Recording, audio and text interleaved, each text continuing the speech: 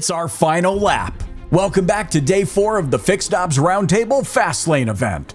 Feel the need for speed? Here to take the highway to the danger zone is your host, Vanessa Collins.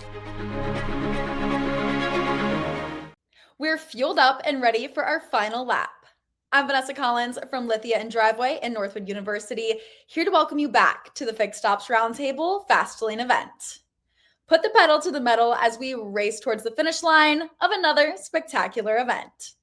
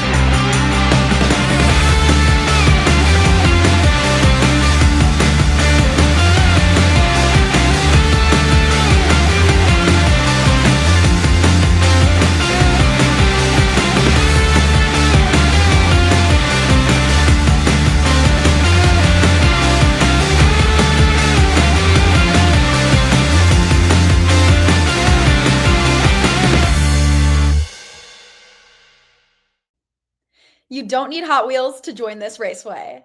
Shift gears to use the chat feature on the right-hand side of your screen. Just be sure to select everyone and not just hosts and panelists.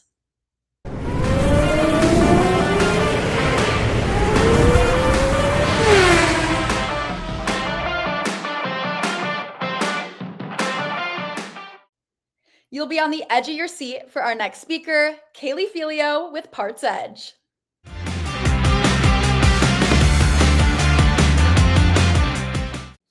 Welcome back to the Fixed Ops Roundtable. I'm Kaylee Felio. I'm with Parts Edge, and I have Sarah Vantan and Ted Ings with me. We're going to have an awesome conversation about just the industry, fixed ops, of course, parts. So I'm just really excited to jump right in. Thank you, guys.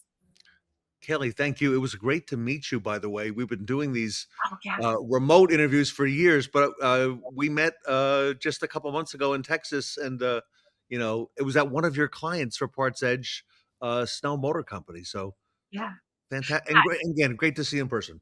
I know it was and it felt like I've known you for years. And Sarah, we got to meet a little bit before that, probably at a conference. Yes. I think I remember. But I just have to say, those pop-up events are something everyone should make the time to go to, because the dealerships just don't get that light, that shine, and you guys are bringing those cameras there to show not just the industry, but the dealership has all that content they can share with their audience of who they are, what they're doing, and it was so cool to be part of that. And then also, of course, to bring some parts people out of the because I think that was the part of their building. I don't think it's gotten updated yet, so parts was very, very much in the back, but they like it that way, I think. And you shined a bright light on that, because there were some things they were doing, and I think you brought out the best in parts on several segments that we did there. And Sarah, just amazing to see the focus that parts is getting right now. It is, Ted. And one of the things that I've loved about Kaylee's conversation, and just, she's always shined such a light on parts. And it's so interesting, Ted, because, up until, maybe a couple years ago, we really didn't have that much conversation in the industry collectively about it. But then, Ted, as we've learned in the last year, it's been amazing to see just how much revenue opportunity there is for dealerships and parts. And what's even crazier about it is just those part opportunities turn into opportunities for the entire dealership. So this is not just a service or just a parts conversation. This is how you're going to find your customers that are going to buy cars from you, service cars from you for the foreseeable future. And Kaylee, it's amazing because you've been talking about parts for a long time now, but it's finally getting the attention it deserves. It really is. And it's so cool to see, being with Parts Edge for over 10 years. I can't keep track anymore. It's been a very long time. And just seeing how the industry has changed. And it was such a cool opportunity. Not cool. Cool is not the right word. It was such a great opportunity because I love challenge, and seeing the great parts managers that we were working with and how much we were impacting them. I was like, I was destined to like make it so that parts was forefront, and seeing the amount of money that's tied up in the inventories is just crazy to me. It blows my mind. That's what I think I nerd out on, is like the inventory values. And when I talk to parts managers, and the great ones are like, this is an investment. This is, how can I make the most money off of this part? And not just to like rip anyone's head off, just how can I make the most money? This is cash on the shelves. So.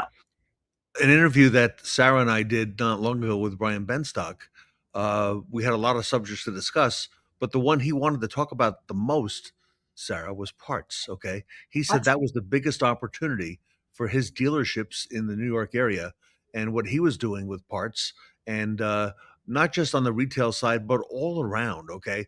And how parts was really now at the forefront of their dealership strategy. And it's amazing because I know he didn't always think like that. Like most of us, we thought about, sales and then service, and then that parts thing. But now he said parts is at the center. And then most recently, Sarah, he said that in a study that he quoted as well at Northwood University, he said parts is the number 3 growth area of everything, all marketing, not just automotive, in the next 10 to 15 years. I thought, Sarah, that was fascinating. He said that's where young people need to be, is looking at parts. So, and I thought of Kaylee. So, Thank you. That's a good point. Sorry, go ahead, Sarah.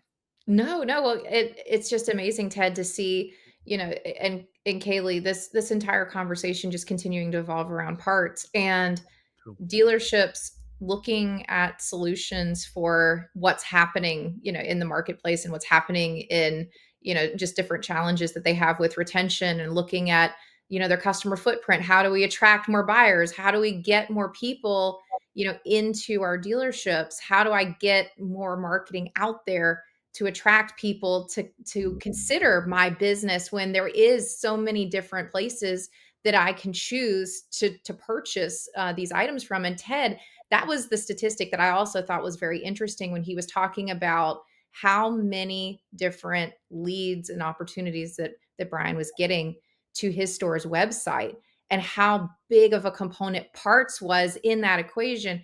Kaylee, it was something like, he was closing, it was like 10,000 transactions a month across sales and service and parts and everything. But all of like the bulk of all of those conversations that Brian kept going back to, Ted, it was talking about parts in that equation. It was, how do I get more visibility for parts? Mm-hmm.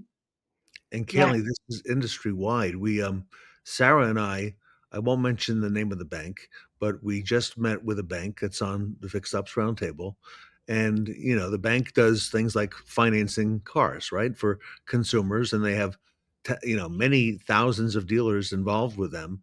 And what do you think they wanted to talk about? They wanted to talk about parts and service. They said, we see that as the growth area. Okay. And I mean, wow. I mean, Kaylee, you talked about removing the silos, all right? I think that's actually happening right now. It is happening, and it's very, very exciting to see. And the my conversations are less defending and more of like just the opportunity, and really talking about, the inventory and what is actually going on, and how and if you really think about it, it's how much money are you spending on bringing your customers in, marketing, ads, and I think I say this all the time, so I feel like I sound like a broken record, but it's how many tools are out there for your salespeople, your service drive. There's not very many tools for your parts people, and it's okay to invest in your process and your people to make more money. It's basically making more money with what you already have. In a way, it's not like you're trying to buy a bunch of parts to sell more parts. It's really just being more efficient with what you're doing to make more money. And that's really what we've always focused on for the last, I mean, I credit Chuck Hartley and Cliff Cope, the founders of Parts Edge, in so many ways to see this opportunity and living it out and continuing to believe in it, because it is such an important part of the dealership.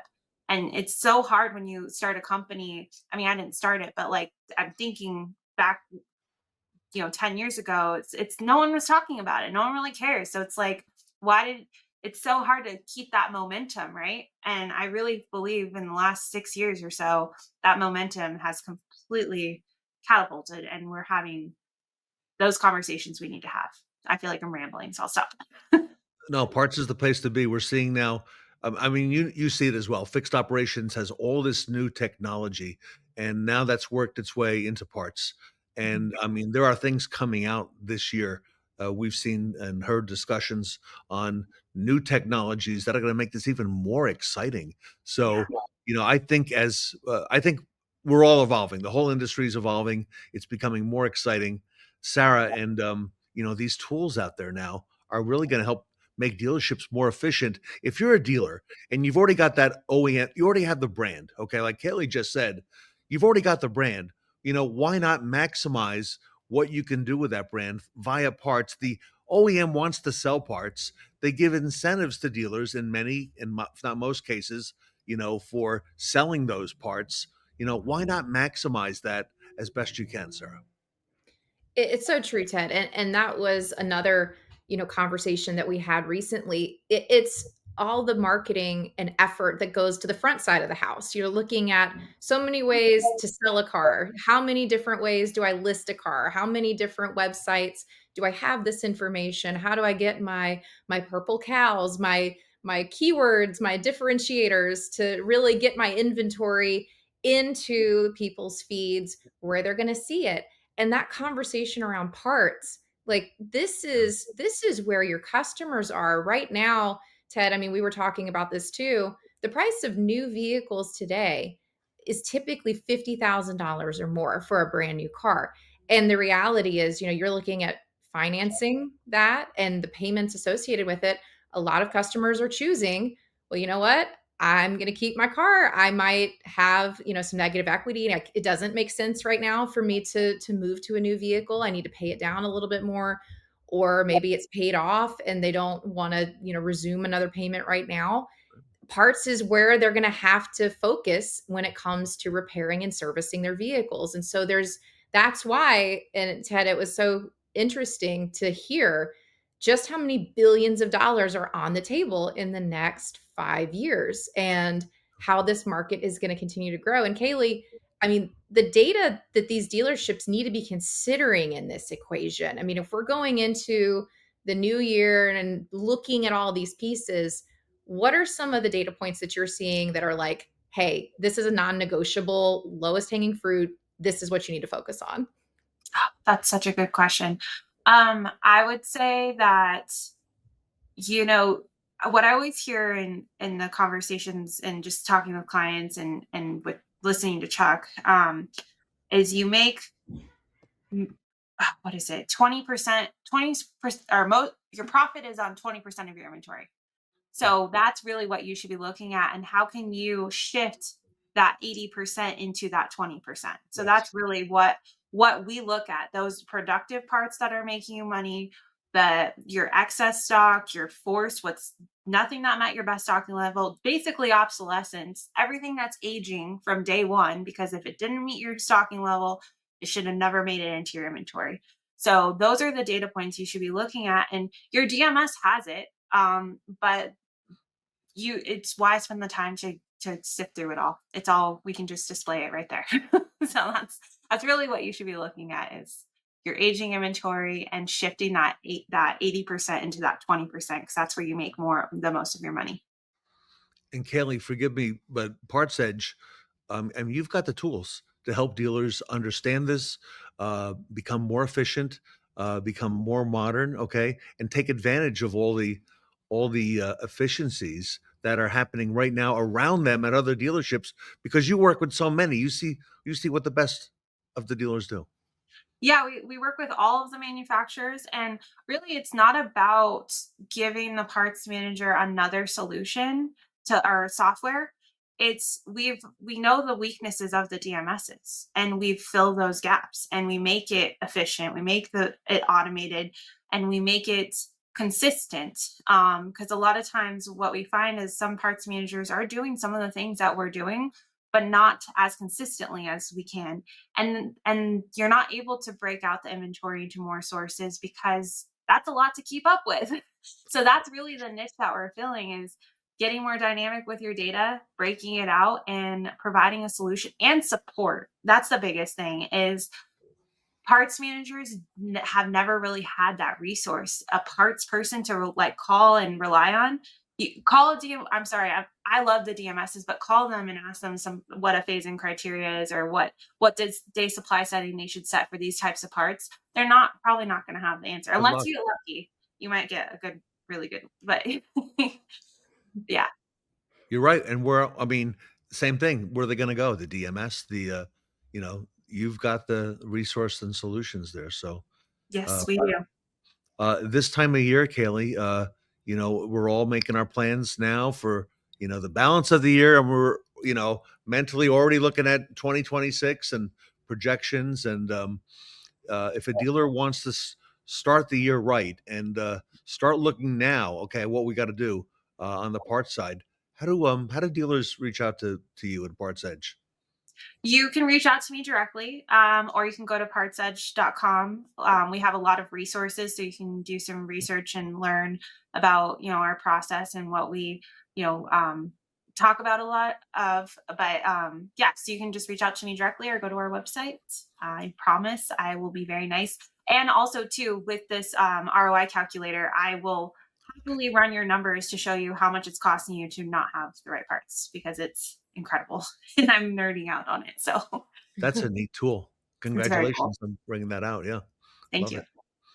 All right. Everybody, Kaylee Felio, the source, partsedge.com. Reach out to her. Her email is scrolling as well on the bottom of the screen. And Kaylee, on behalf of the Roundtable, Sarah and I want to wish you and your family and the Parts Edge family a happy Thanksgiving next week. And thank you for all you do. Thank you. Kaylee Felio, everybody, Parts Edge, here with us today at the Fixed Ops Roundtable.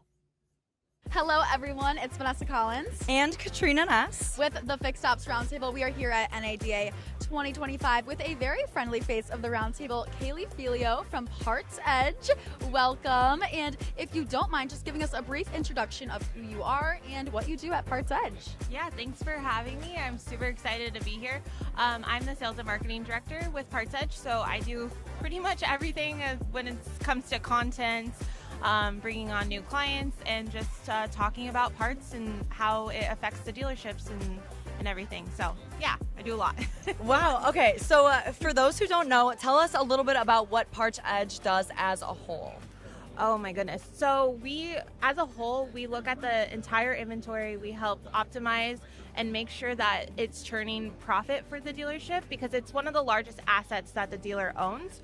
So we're giving the support that the parts managers actually need to really optimize their day and be more proficient with what they're stocking so that they can turn the inventory into more profit. Wow. And like you said, yeah, the parts, it's one of the biggest assets of a dealership, and you're providing a solution. So tell us a little bit more of how Parts Edge ultimately benefits the dealership. Well, it benefits because we're looking at the inventory and the health of the inventory. It's an asset. So we look at obsolescence, but we look at what trends into obsolescence to put in strategies to prevent, so that, everyone talks about obsolescence and how much they have to write off and get rid of all the parts that they're not selling. Well, you have to look ahead and really plan so that you're not having to write off so much. So the biggest thing is, I always say, is like, how would it be, or how how nice would it be to have to write off half of the percent that you're writing off in obsolete parts? Because those are parts wasting your money. So. Wow. So you have been a part of the Fixed Ops family and this community for such a long time. Switching it up a little bit, tell us a little bit about your involvement and how long you've been here. Oh, how long has it been? I feel like it's been at least 5 years. Wow. Maybe. I think, when did the Fixed Ops Roundtable start? It started in 2019. So Yeah, just you were one of the first ones then. Yeah, virtually. I think I didn't go to the physical first one, but virtually when COVID happened and all of that. And I got involved because when I started getting active on LinkedIn, everyone was talking about fixed ops service. No one was talking about parts. So I made it a mission, like anyone that was talking about fixed ops or had a community, I inserted myself because I'm like, no, we need to talk about parts more. We need to bring this to the forefront. And I really feel like Fixed Ops Roundtable has really helped me put that message out. So. Yes, and like you said, parts is such a large part of the fixed ops industry, and I love that you're bringing more, information on that to the table here at the Fixed Ops Roundtable. Thank you. Yeah, that's awesome. Everybody, Kaylee Felio from Parts Edge, thank you so much for this insightful conversation, and we hope that you have a wonderful rest of your NADA. Thank you.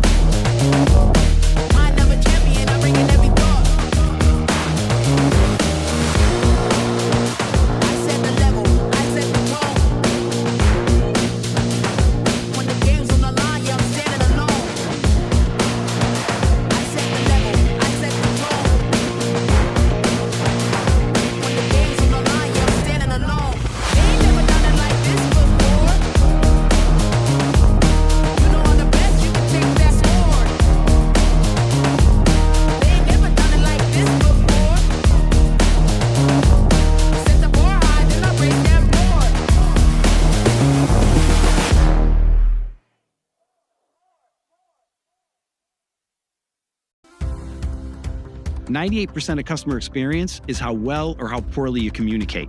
Well, how come my software partners spend 98% of their development on workflows? What if they spent 100% of their time on workflows and we spent 100% of our time on communication? Then we'd be able to truly create transformative experiences for customers, and that's what True Video does.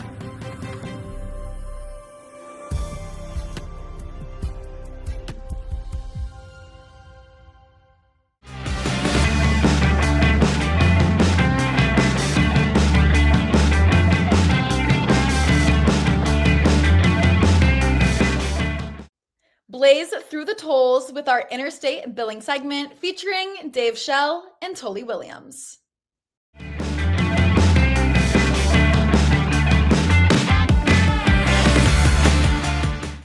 Welcome back to the Fixed Ops Roundtable. Dave Schell is with us. He's with a company called Interstate Billing Service. They provide innovative financial solutions for dealers so they can focus on growing their business, cash flow solutions, eliminating the credit risk involved with expansion. Tully Williams is with us from the West Coast. He's the Fixed Operations Director at the Nilo Company, 10 European luxury dealerships in Sacramento. Dave and Tully, welcome back to the Fixed Ops Roundtable. Glad to be here. Hi, gentlemen. Nice to meet you. Great to have you aboard. Dave, let's start, if I can, at the beginning. Tell us, what is Interstate Billing Service? So Interstate Billing is it's a funding company. It's backed by a bank, and they started in the car parts business doing wholesale parts at dealerships 41 years ago. Wow. Tully, accounts receivable. I'm thinking in wholesale parts, that could be an issue for dealers. It's an issue at every place. It's just a matter of how bad it is because, as you know, body shops don't always pay and the margins are skinny. And then when the money's out there 60, 90 days, everybody's going, what's going on? The parts guy says, I don't know how to collect money. I just know how to sell parts. And then guess what happens? You get a lot of bad debt. Interstate Billing has a very attractive product here to help cash flow at your store. I agree. And Dave, I thought it most interesting when I first learned about Interstate Billing. Dave, talk to us a little bit. You're squarely in that dealer space as well. Why would a dealer trust Interstate Billing service as opposed to, let's say, an in-house accounts receivable? Well, I mean, what most people don't realize is Interstate Billing actually takes the risk out of the dealership. They will pay you full funded for all your AR. It's not just tacking on a couple percent and sending out your statements. They full-heartedly buy your AR, and whatever doesn't get paid is not the dealer's problem. Interstate will take care of it. What other vendor does that? Dave, is it a difficult process to get started with Interstate? No, not at all. It's really simple. In the dealer world, it's usually about 5 articles in a contract. No, it's simple.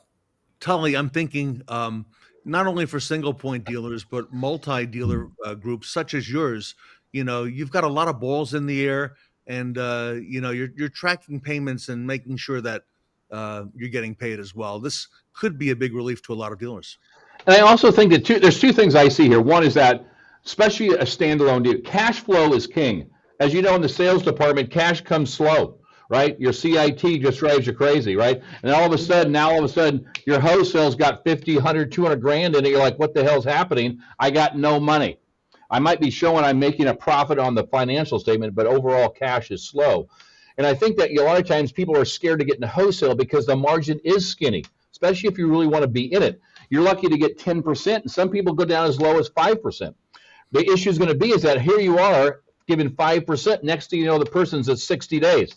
Well, the office doesn't usually start yelling at you until after 60 days. Well, 60 days on 5% isn't very much money left over. When you sit there and think about it, you have trucks and gas and vans. So I really think that the margin help you with skinny margin and the reassurance that if you're going to sell a part, you're going to get paid. It's, you know, look at the service drive. You're not taking the car unless I get a credit card or a check or cash. The nice thing about wholesale, we can almost say the same thing with wholesale, is that if I sell you a part at a low margin, build a great account and a great relationship, I will get paid today. That's, to me, is the winning ticket here for a great, successful wholesale operation. Dave, Tully has done some innovative things in the last couple of years, as well as with the Fixed Ops Roundtable, in terms of how he's able to collect and how important that is. And he's really brought that group up to the modern age. Dave, I got to ask you, is Interstate Billing Service, is it faster? Because it sounds like it might be faster than an in-house accounts receivable. It's way faster. Tully, I think you really did just nail it. I mean, the reality is you sell the part today, you're funded tomorrow. You're not waiting, 30 days, 45 days, 60 days. Your money's hanging out. You're not making anything on your dollars out there. And at the end of the day, that's what turns the lights on. Gross profit percentages don't. And I know that's a lot of people want to go back and forth. I'm an old parts man, but they really don't turn the lights on at the dealership. Correct. Tell me that's a good point. Even in-house accounts receivable, it takes a while. It takes a couple days, okay, until they start invoicing and following up. And like you said, the cash flow is the king. It is. When you think about it, we give everybody 30 days, right? So that means they got 30 days to make invoices, and then we invoice them, and they got another 30 days before we even think about getting paid. Now we're at 60 days, and you're current. Well, as you know, body shops come and go. Body shops running cash flow problems worse than us because the insurance companies is 99% of their business. Next thing you know, we're at 90 days. We haven't been paid. It's really 60 days, and the business office might be getting close to saying, hey, we might have a problem. Now we're at 90 to 120. We've turned them off, and we're out 120 to 180 days of cash, and we're done. Instead of saying, wait a minute, why don't I just get my pay now and be done with it? Have my business office much happier with me and have money in the bank every day. It's almost a no-brainer. Dave, this sounds pretty accurate, doesn't it? Totally. You nailed it. That's more than accurate. You really, that's it. Yeah, it's accurate. It's dead on. That's exactly it. Everybody's waiting and thinks that the free accounting and they're doing it. Well, in a car dealership, we don't finance anything. I mean, we sell the financing on the front end. You pay with the credit card and the service drive or whatever your arrangements are. But yet dealers want to go ahead and let a couple $100,000, $500,000 flow to 90, 120 days out. Makes no sense. This is cost effective, and if somebody's on vacation, the statements don't go out. If the flu shows up and the department's out, well, you don't have that using interstate billing. One thing I'll add here too is that if you want to get in the wholesale business, which is hard, the hardest part of wholesale is collecting the money. It's easy to call up somebody, I'll give you a part at 1% or 5% or 20%. That's the easy part. The hardest part, and a lot of times dealerships don't want to get into the wholesale business, is because they don't want to give all their money away for the next 120 days, 60 to 120 days. And I think that if you want to say, I want to be in the wholesale business, how do I expand my wholesale business? Take this risk away. Now you can go out and sell yourself, sell your dealership, sell your service to a dealer or a dealer group and say, hey, wait a minute. I don't have the risk of that. Your business office will be nice because they get paid when you have it set up. The goal is going to be is you can expand your wholesale business with no risk. The next thing with wholesale is that you also have body shops, which are very flighty, but we have to do business with them. And the next thing you know is you have big shops like calipers and these things. They just want them. They want time, no margin. And you're like, okay, I got to sell to these people because they spend $100,000 with me a month. Well, the issue is going to be is that now you're at 120. That's $300,000, and it's your best client. And are you going to call them up and say, I need to be paid or I'm turning you off? It's that delicate dance that you have. And I think now with interstate billing, they're taking some of that away, where then we can actually help our customers better. Dave, what about integration with the DMS? That's important to dealers as well. Good point. Yes, we're fully integrated. We have a whole department there that does all the computer. We can integrate with anybody's DMS at the dealers. Not a problem. And if it was totally like you have 10 or 11 car lines, each account gets its own funding, so it's easier to reconcile. So I just wanted to bring that up as a valid point of it just doesn't come as one lump sum and let them figure it out in the office. It goes to each store. So Dave, you work in the dealer space. You work in the dealer space and have a long history in doing that. Yeah. That was my background. And Tully, you made the point. You've got multiple line dealers selling to a body shop, and they don't know that they didn't pay the BMW and the Infiniti, still selling them on an open account because there's no communication internally. And it just simplifies everything. And, Tully, I guess the question I'd like to ask you is, if somebody owed you parts-wise $1 million and they came in and said, can we pay you with our credit card? Would you take it? Absolutely, we would. There you have it. There you have it. And our fees are less than a credit card. Really? Yes. Way less than a credit card.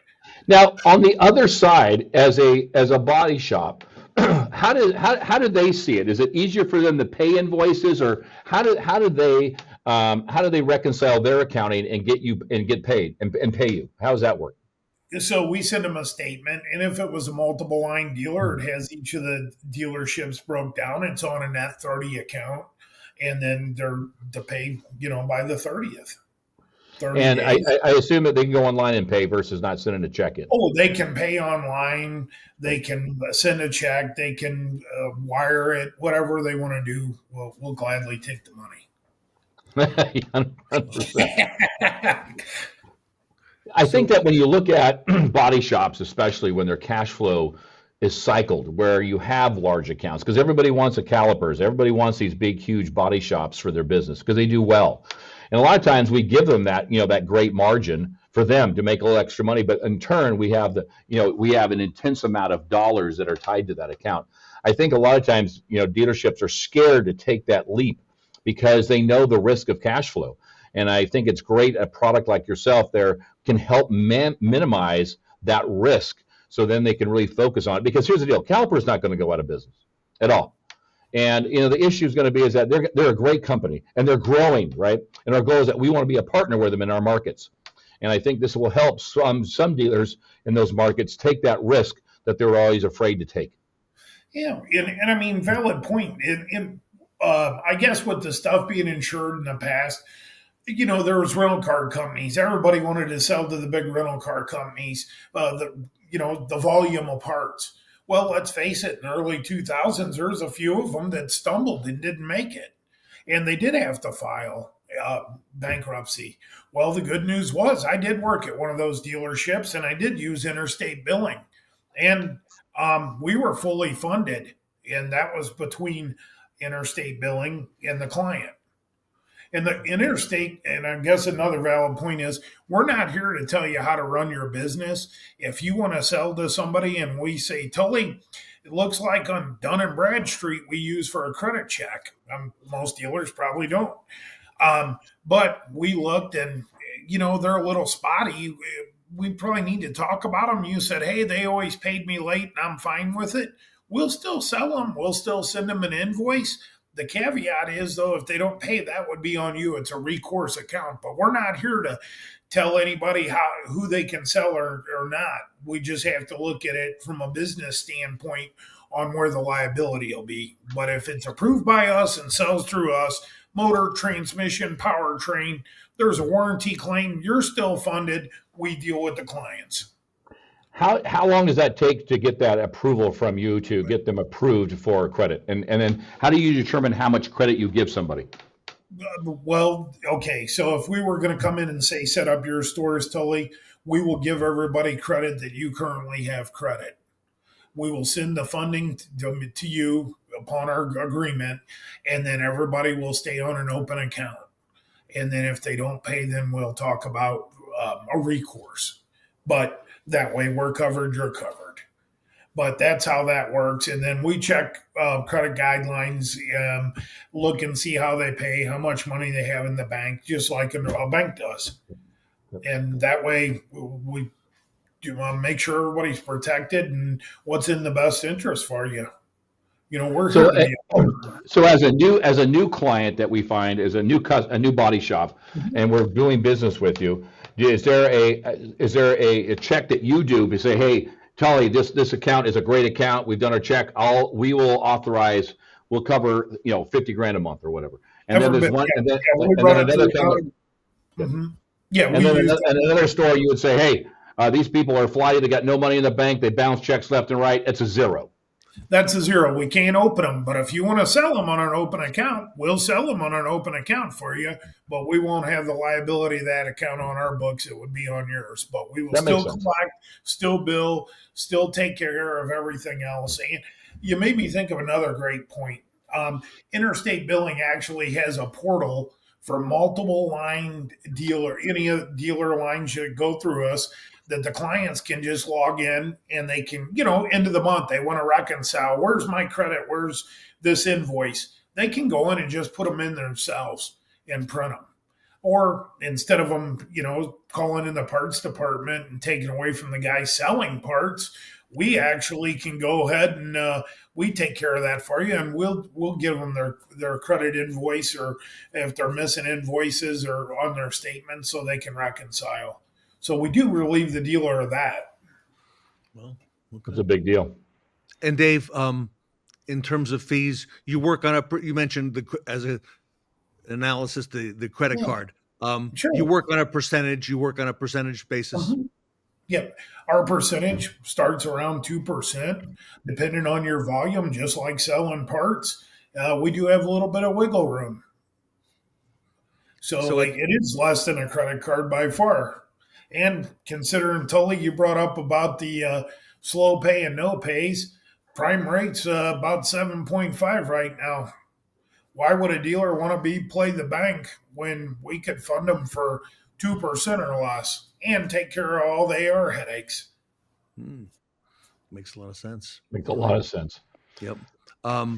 Dave, if our audience wants to reach out and learn more how Interstate Billing Service can work for them, what do you suggest? Do they reach out to you? How do they go about it? Absolutely. They can call or text me, 314-565-0512, or it's dave.schell, Schell, at interstatebilling.com. Interstate Billing, and you said how many years in business now? 41 years. That's great. It's a pretty strong track record. Strong. Tully, I tell you, when I first heard about this over the summer from Dave and others, I was impressed with it because I wasn't aware there was somebody squarely in our space, in the retail dealer space, Tully. Normally, you have the stuff that is all of your old stuff that you sell to them at 50%, right? This is way before that. And when you told me about this company, like, wow, what a great space for us in wholesale in our accounts to get our cash flow right. So very exciting, very exciting. One other thing I'd like to mention, my primary focus is wholesale. That's where we started. But something else we do offer is all the fleet, municipality, city, anything that's B2B, the tree trimmer, the landscape guy. Yes. You can run your service drive through our service also and have immediate funding the next day. Where, and like you said, Tully, it's 30 days till they're making statements. Another mailing them out or emailing them, and it's 60 days riding on the service drive. You actually could close the RO tomorrow. That's great. On to the next. I'm thinking there's a lot of our clients, a lot of our dealers who do business with, like you said, municipalities. They do business with the fire department, the police department. And so your service will work for that as well. Yes, B2B is what we do. If it makes sense, we will do it. But once we set up with a dealership, then they can use our service. It'll be integrated in their DMS, and it only makes sense that they would use it in a service drive. All right. Well, there you have it, everybody. Dave Schell, he's with Interstate Billing Service, new at the Fixed Ops Roundtable, new on the scene, taking the industry by storm. Dave.Schell at interstatebilling.com. You see his cell phone scrolling across the screen. At the bottom, you can call or text him there. You can visit them online at interstatebilling.com. Tully, thank you so much for providing some color to this and asking some really good questions as well. Super exciting. I mean, I think this is a great way for stores that are worried about risk to eliminate that risk and actually grow their company. So I'm very excited to meet Dave and find out more information for sure. Dave, thank you so much for sharing this information with the Fixed Ops Roundtable community. Thanks, Ted. Thanks, Tully. I appreciate you having me on. All right, everybody. Interstate Billing Service here with us today at the Fixed Ops Roundtable. Unlock the industry's most comprehensive service technology platform. X-Time delivers a simple, fully transparent digital experience for both consumers and dealers. Get approvals on additional service recommendations in as fast as 7 minutes and earn 46% more dollars per repair order with X-Time. Dealerships and OEMs have long relied on X-Time's leading position in service scheduling, multi-point inspections, service marketing, and the consumer check-in experience. Drive revenue and profitability with our proven service technology that enhances the service experience from start to finish. Gain consumer confidence and elevate the staff experience with solutions that drive convenience and speed. Set the tone for the ultimate service experience with X-Time Schedule. Maximize your team's productivity and keep customers coming back with convenient online scheduling features and robust shop capacity management with Schedule.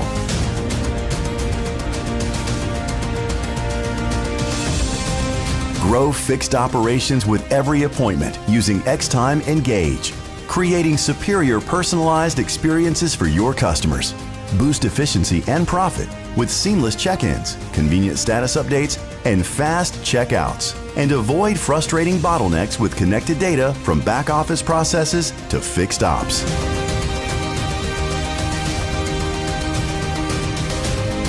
Improve your service department throughput and yield with X-Time Inspect. a fully integrated digital multi-point inspection tool. Obtain faster ASR approvals and higher profits, increasing RO value, instilling confidence in customers, and improving staff productivity with enhanced time-saving technician processes. Generate the demand you need at the right time from the right audience with X-Time Invite. Maximize revenue potential with multi-channel marketing capabilities through AI and service automations that drive performance marketing, precision targeting, and personalized outreach. A more profitable service experience requires a better service platform. X-Time gives you the comprehensive tools you need to enhance every communication touchpoint, resulting in satisfied customers and dealership staff to ensure ROI and increase likelihood of repeat business. X-Time is a part of a powerful ecosystem of retail solutions from Cox Automotive. Power on Retail 360.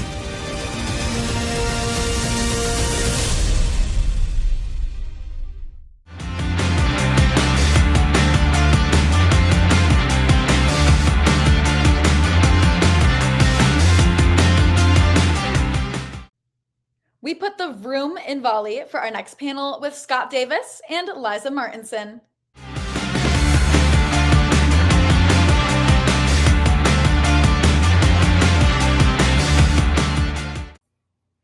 Welcome back to the Fixed Ops Roundtable. I'm Sarah Vantine here with Ted Ings.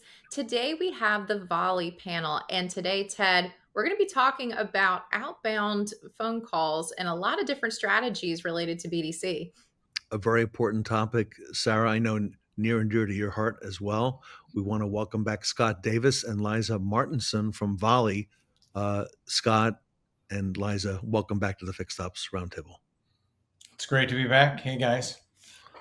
Great to see you. And congratulations on all the success and strides you are making in the industry, Liza and Scott. Scott, I see that Volie name everywhere now. Well, as kind of a major hurdle, we passed 1,000 stores that use us for service BDC. And Wow. we have another 700 that just buy dealer identity from us. So we've been over the 1,000 mark, but just our core business, we kind of hit a milestone this last month. So it's great. All right. You're in the big leagues for sure when you get those kinds of numbers. So exciting stuff, Sarah. It is. And congratulations, Scott and Liza. You know, Scott, to kick things off, we were talking in the green room for a second, and you talked about playing offense. And there was a very amazing quote that you shared. So I would love to just kick things off with first that quote, and then the strategies behind that. Yeah. So one of our dealer partners shared this with me from one of the regions that they're in, and they said, "This is a contact sport, and we must make contact." And if you think about your business, you guys kind of have a stock pond for at least a large amount of the business you expect in every month. There isn't a single dealer that has a retention rate of 100%. We can't assume they're going to come in regardless. The math doesn't say that anyway. And, in Volie, of course, the agents are answering the phones in Volie, working with other tools in the dealership. Maybe it was AI or whatever. But really, the only way to be proactive in your business is to do outbound, to play offense, and don't just wait for customers to come in. And Liza, one of the things we want to do is benchmark separately the inbound and outbound opportunities. I don't know if you'd like to speak and address some of that as well. Yeah, we definitely recommend that. There are different metrics that are valuable to track on inbound communications, traffic that's just coming to you versus outbound communications that you're going out and getting. Some of our best customers are seeing that they are making more than 3 times as many attempts on outbound as they are on the inbound side. We've seen some of our stores have had actually lowered their inbound volume by being proactive and getting ahead of their customers with that outbound outreach first.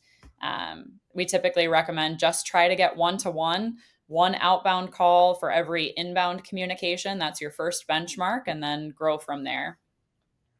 Liza, that is so true with those best practices. And Scott, one of the things that in this outbound attempts that often gets missed is the best practices for leaving a voicemail message, because the reality is, more often than not, that's going to be that initial conversation or that initial plant that the representative does.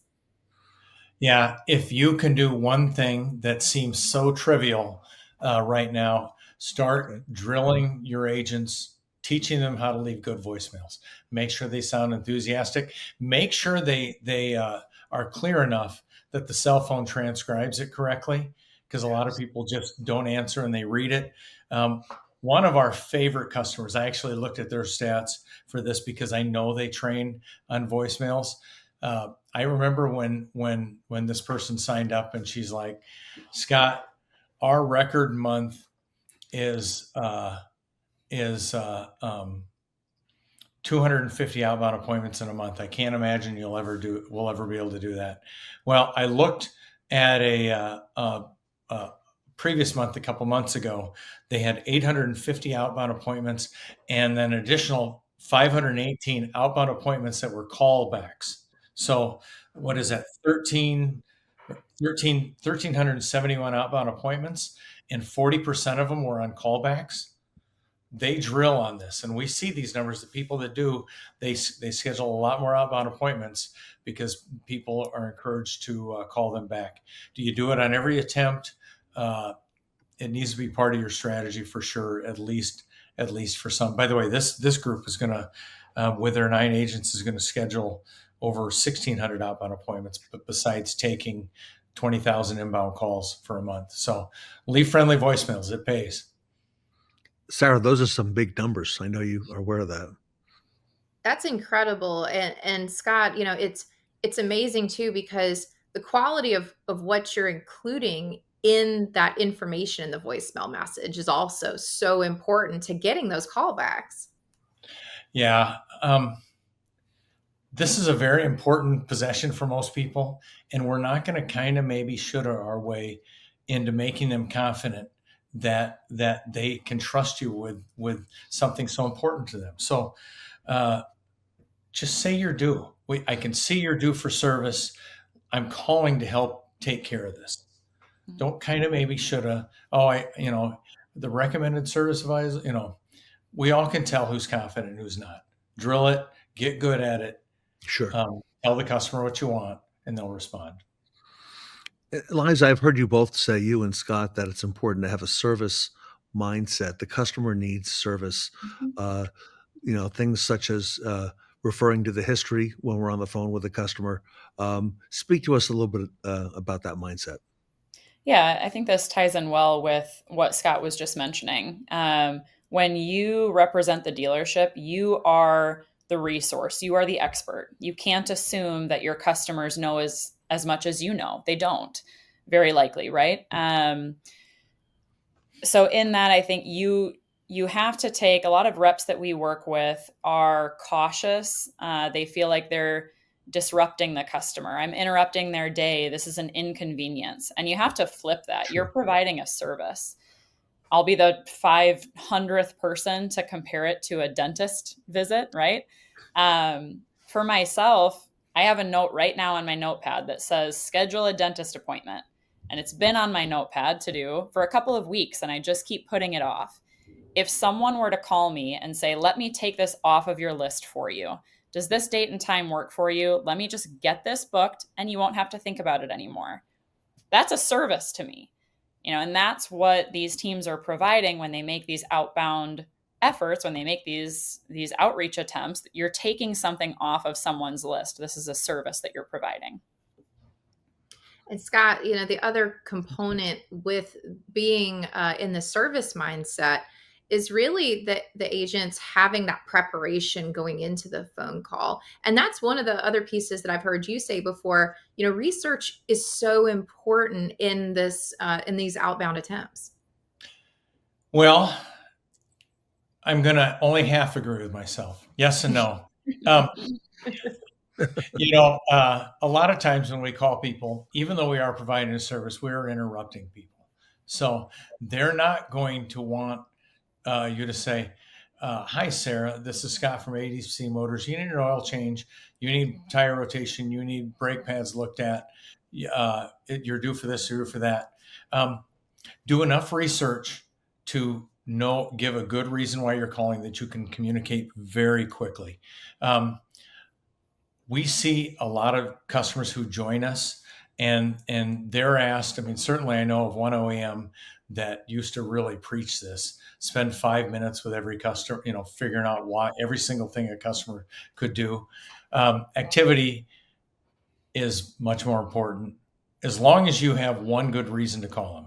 So there is an agent that I looked up preparing for this, and she averages between inbound calls. She receives about 75 inbound calls, and she averages almost 300 attempts a day, service BDC, with all those inbound calls she's cooking. She scheduled 152 outbound appointments last week. Well, she has one reason to call. She's got the hook. She knows her script, and activity is equally or more important than research as long as you know why you're the main reason you're calling them. No question. The numbers bear it out. We see, and that is really one thing I hope everyone gets on this call today, is that with Volie, without Volie, you can do more. We have stores that are tickled getting to 1-to-1, and we have other people that are doing 3 outbound attempts for every 1 inbound attempt, and their standard is 40 outbound appointments or 40 appointments a day. You can do more, and hopefully some of these stats will have you aim a little higher. Well, talk to us a little bit about pairing your calls with email and text and SMS. Tell us a little more about that. Yeah, I would love to. Okay. And this fits in again with you can do more. Some of these really low effort methods like text and email,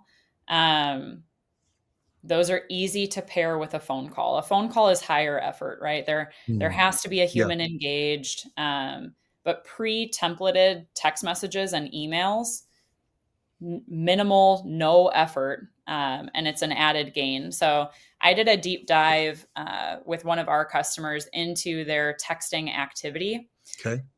I think if you were to ask, right, an individual rep, they would say, oh no, I do way more phone calls than I do text messages. And that may be true. So their response rate for text messages wasn't exceptionally high.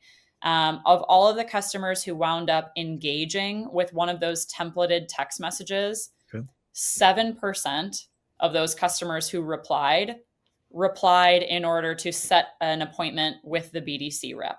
So 7% of those customers who responded back said, yes, please, let me schedule an appointment with you. However, 32% of the customers who engaged with a text conversation came in. So over half of the customers who are engaging with these text messages are coming in without setting an appointment. So those text messages are still influencing them. Whether they're scheduling with you or not, they're still showing up. And those same trends applied when I looked at the same store just overall with their outbound activity. Their conversion on all outbound attempts, so I'm including voicemails and all of that, unresponded to text messages, et cetera.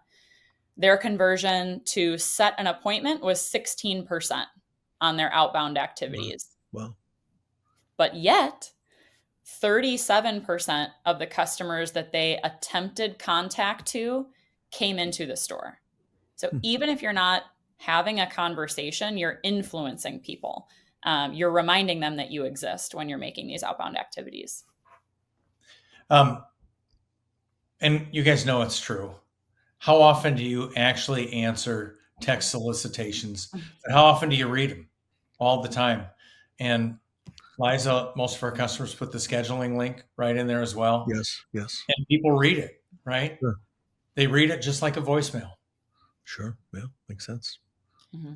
And Scott, that's such an important component when you're thinking about retention of customers. And that's such a big focus this, with all of the different service departments across so many different brands, manufacturers are looking at that retention number. So what are some of the strategies that you can, really focus on to really maximize the number of customers that are coming back in on these campaigns?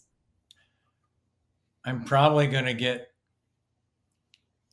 yelled at behind the scenes for my answer here today, because a lot of people, when they sign up, they're like, well, gee, we need Volie to help us get people who haven't been in. I will tell you, and most of the manufacturers, all but maybe the domestics, if you don't get someone when they're active the first time, by definition, they're going to be inactive. So if you enroll someone in an active campaign,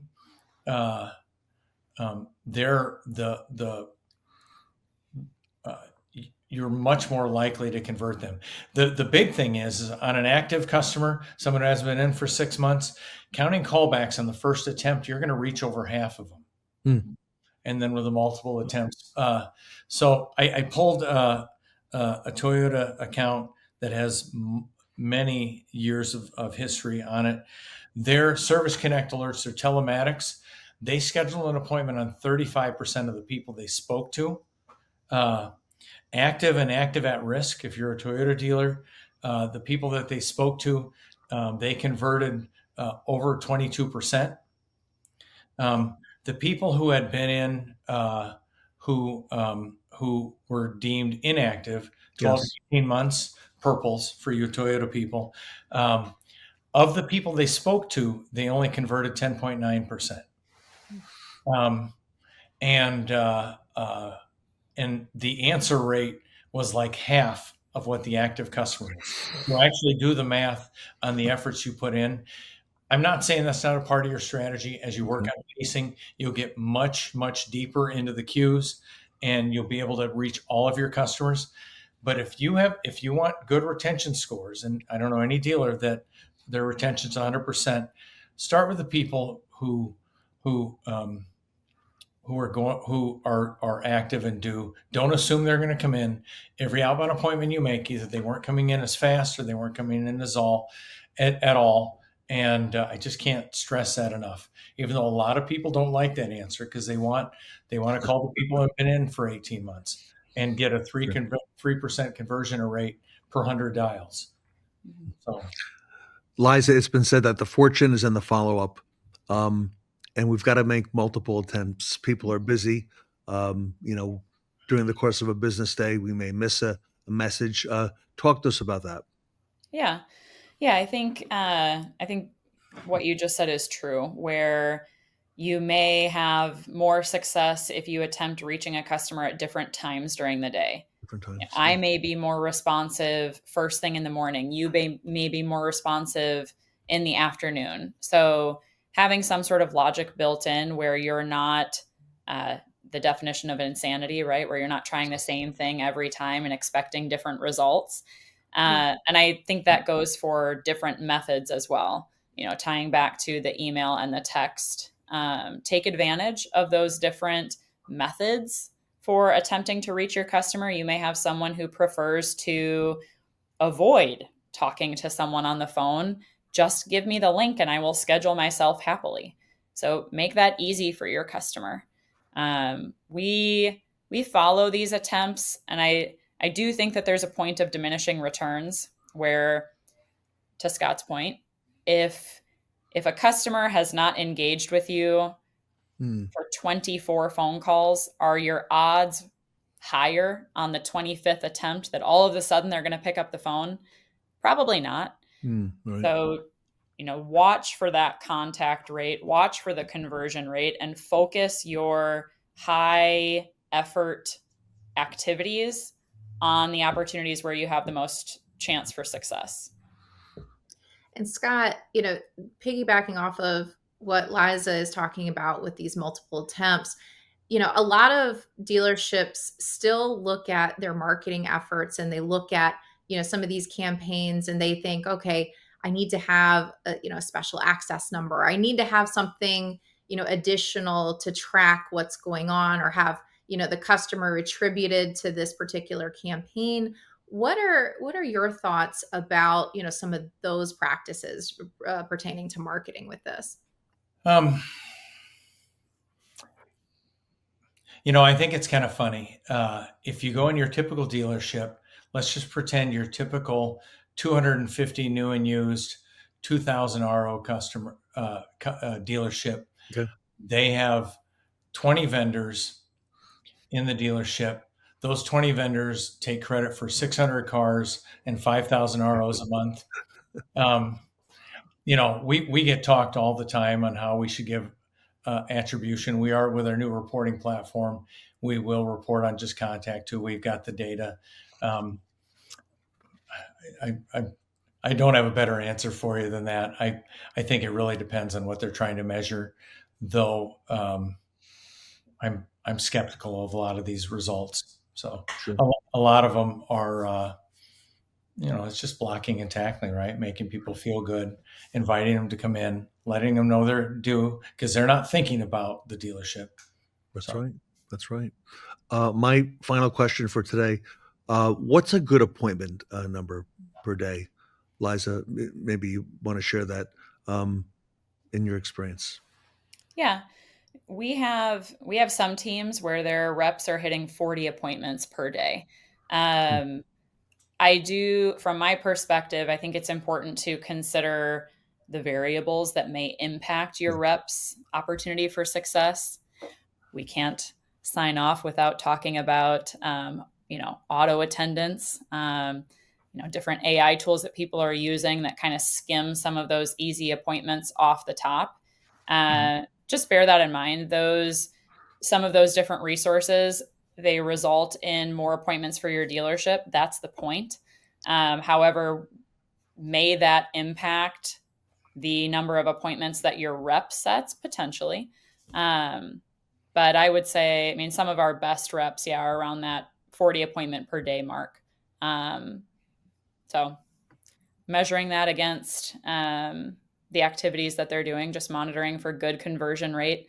I'm always looking for outliers. If you have someone who's substantially higher than the rest of the team, what are they saying that the rest of the team is not? If you have someone who's significantly lower than the rest of the team, that's worth looking at too. What outcomes are they selecting? Are they hearing the first no and then backing off?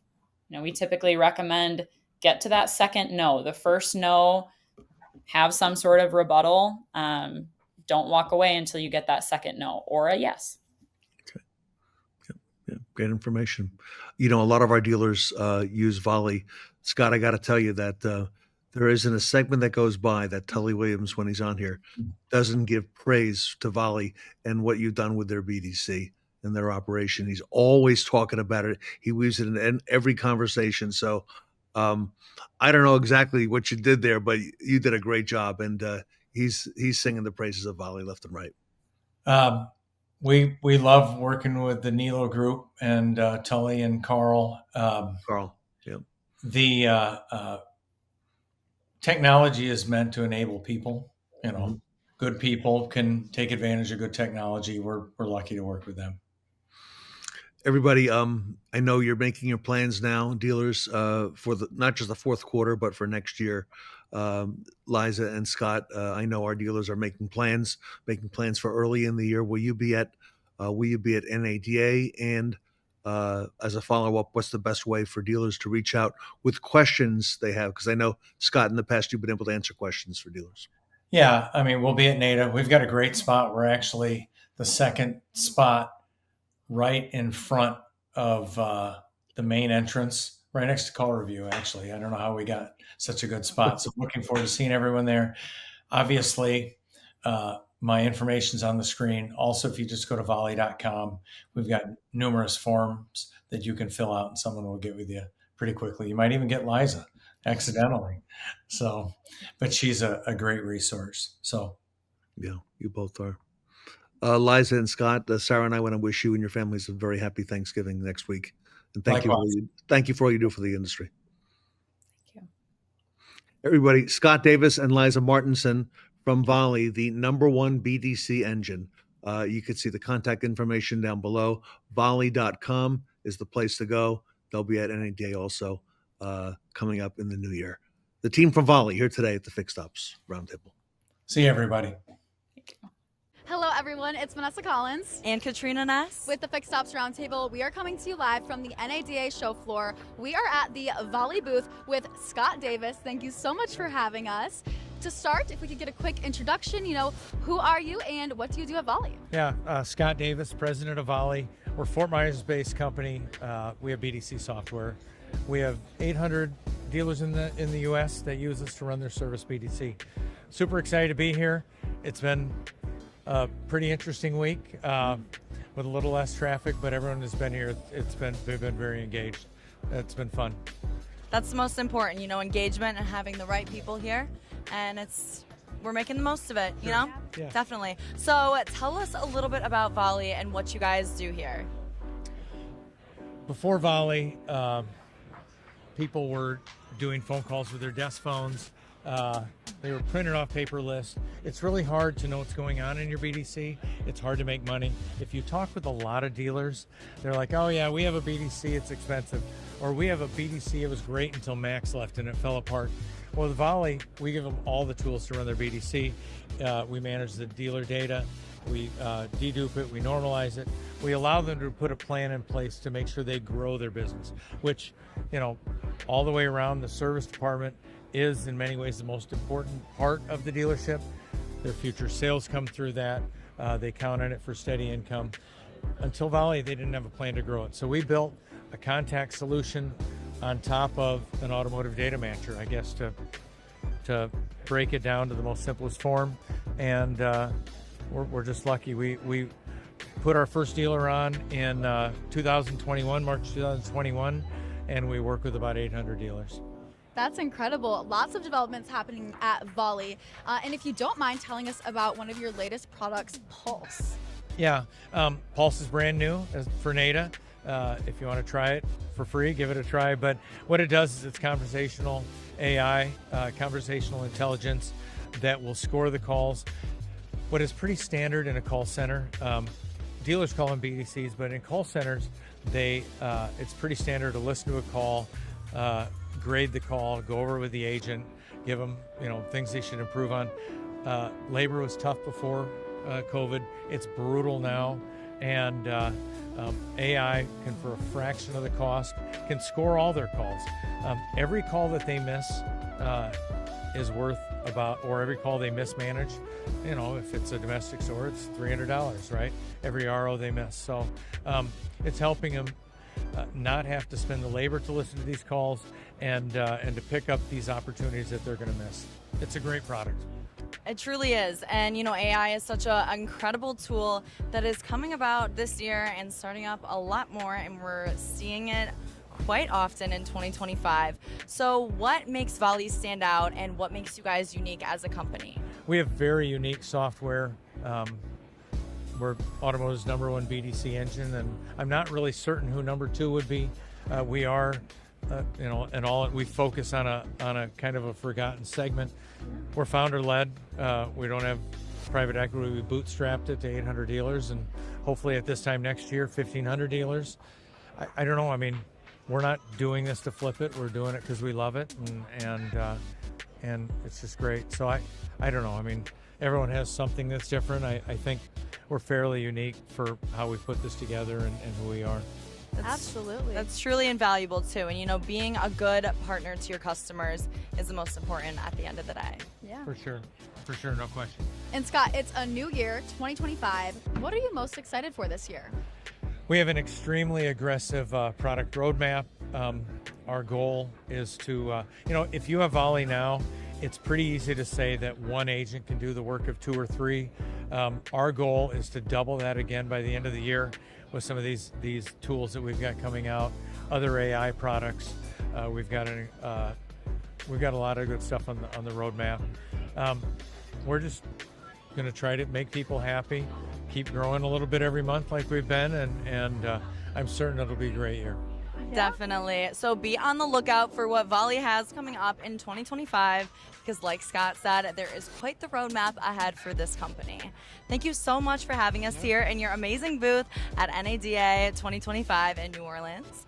And it has been great talking to you today, Scott. So again, thank you for having us. Yeah, we'll see you in April on the Roundtable.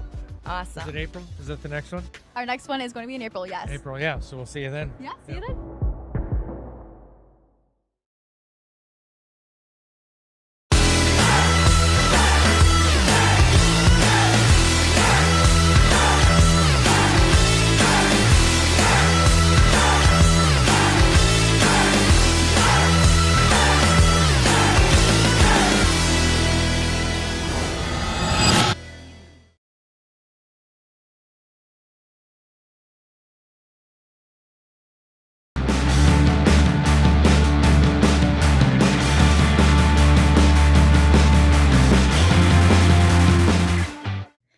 Get up and go TREGO with our next segment filmed live at our Northwood University pop-up event.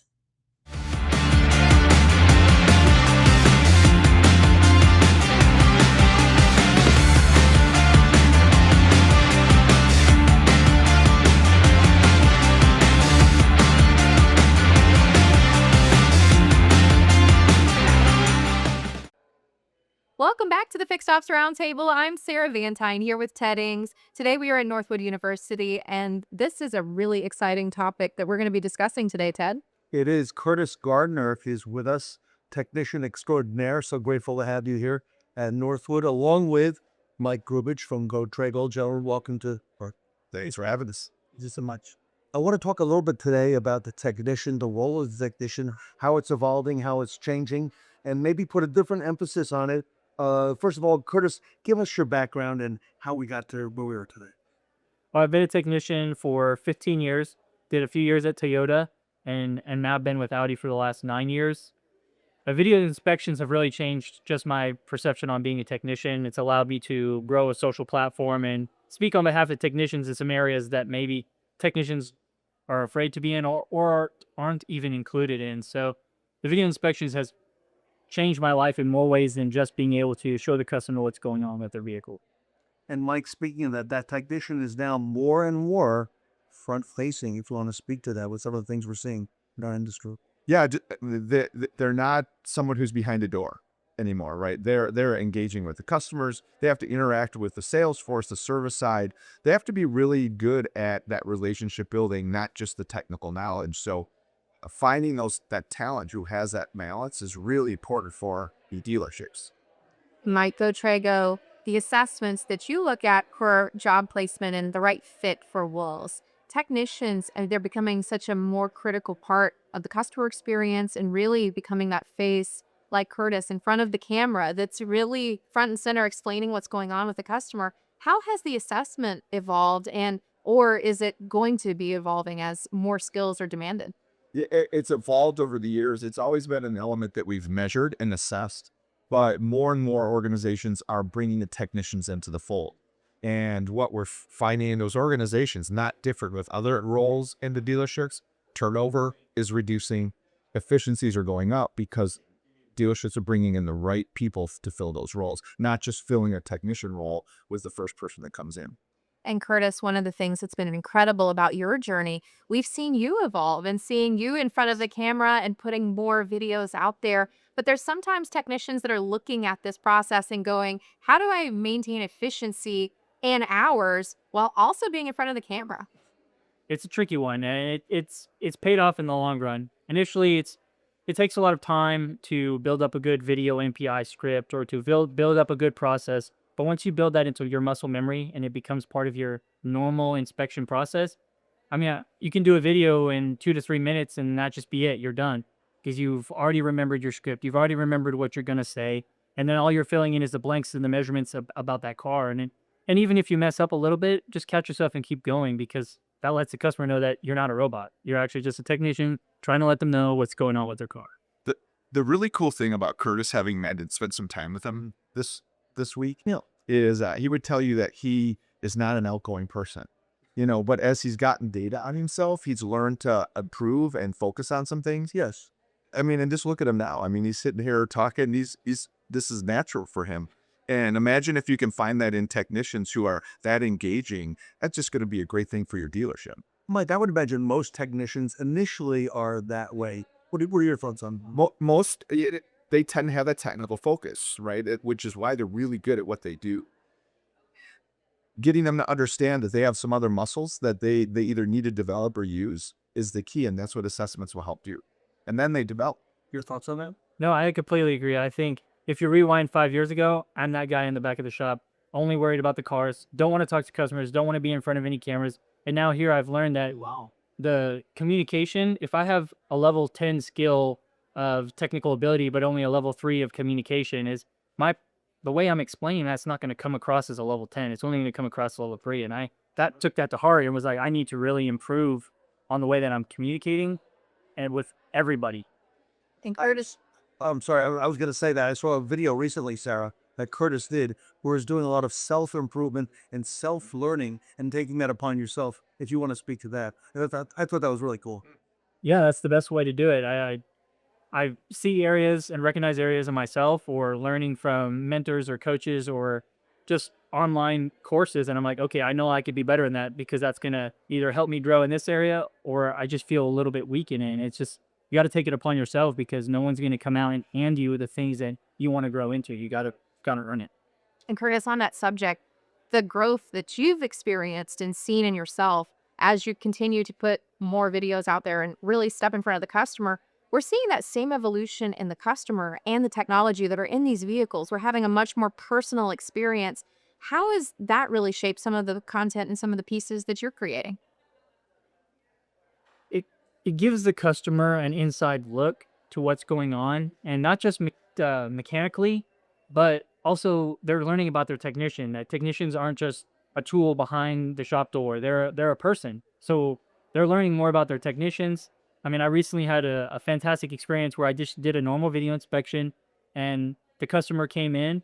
She gave me a big hug, introduced herself, and just wanted to work with me from the future on. And, cracked a little joke that she was hopefully not coming in too soon. But it was good for me because I was just going through a rough patch, and to have that customer just take a normal video and then come out to me and be like, thank you so much. I appreciate what you do. And it was just helpful from that standpoint to be in front of it, just being in front of the camera, being more comfortable is.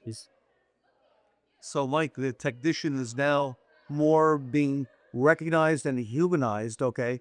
And that's part, I think that's one of the traits now that I would imagine that dealers, as we look at the role of the tech moving forward, are going to be looking for. Yeah, this week we've talked a lot about AI, right? And how AI and technology is impacting the workforce. As a consumer, I can go out and ask all these questions. I'm covering with what I think is the right knowledge, and now I'm working with a technician who is knowledgeable on that. So to be able to handle that as a technician is a different skill than what they probably were trained at over the years. And knowing where they can develop that and being better at that is going to make them phenomenal as a service with service orientation. Curtis, looking forward, anything that we should be aware of? What's ahead? What's down the road? What do you see in your role currently? And I know you're working on a lot of things outside of your role, and so I want to speak to that as well.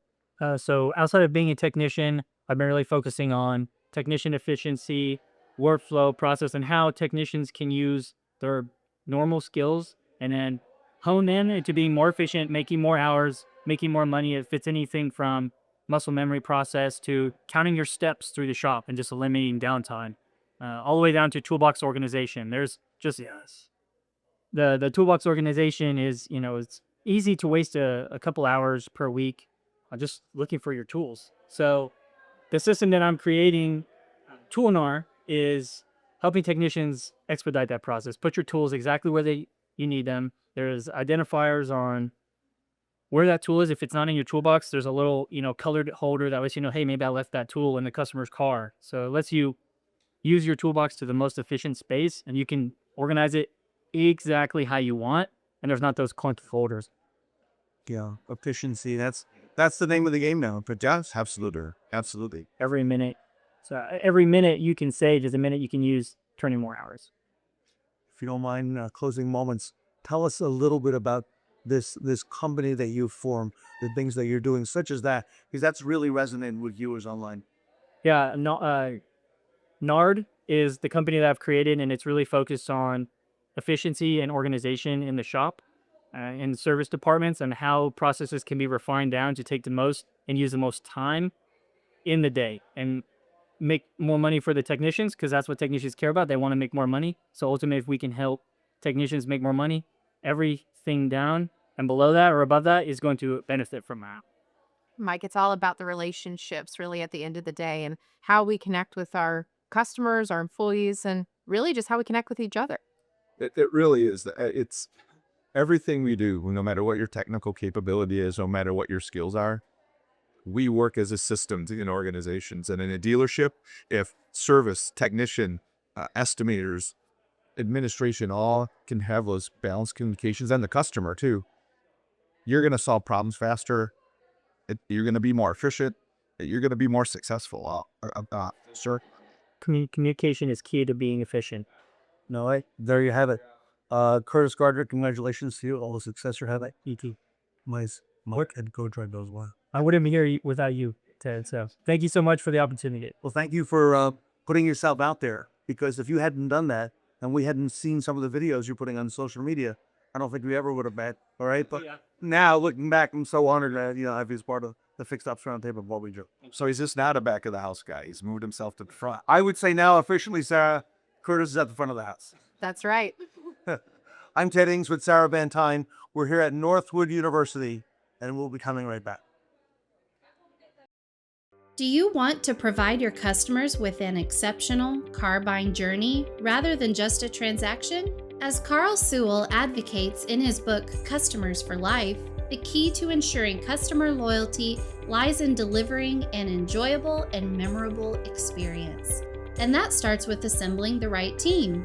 But how do you guarantee that you're hiring the best talent for the job?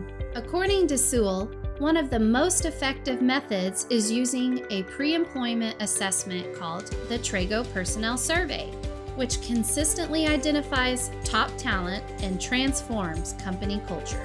While many dealerships recognize the importance of recruiting top talent, the challenge lies in identifying such talent during the hiring process. Enter TREGO. With over 40 years of research and expertise in the auto industry, Dr. TREGO and his team have been instrumental in helping clients like Sewell and many others figure out if the applicant can and will do the job. We adopt a scientific approach to evaluating candidates' behaviors and accurately predicting their job performance. Say goodbye to the frustrations of dealing with subpar hires. With TREGO, you can transform your staff into the happiest, friendliest, and most reliable team your customers have ever encountered, ensuring customers for life. Let TREGO guide you in selecting the perfect talent for your organization. Stop what you're doing, because we're breaking news right out of the gate. The Fixed Ops Roundtable is coming to NADA in Las Vegas, and we're opening a very limited number of media and spotlight opportunities. If you want in, stay right here. Now let's crank it up. January 26th through the 29th, the Fixed Ops Roundtable unleashes our next virtual event, Rock Revolution. 4 electric days, non-stop momentum, and the biggest names in fixed ops take the stage to drop the strategies, breakthroughs, and profit-driving plays that will dominate 2026. This isn't a podcast. This isn't a Zoom. This is a full-throttle, amped-up experience for service, parts, leadership, and every dealership ready to own the year. So plug in, turn the volume to max, and get your team locked in for Rock Revolution January 26th through the 29th. And remember, Vegas is calling. Reach out now for exclusive NADA media opportunities. We're geared up for the Grand Prix. Welcome back to the Fixed Ops Roundtable Fastlane event.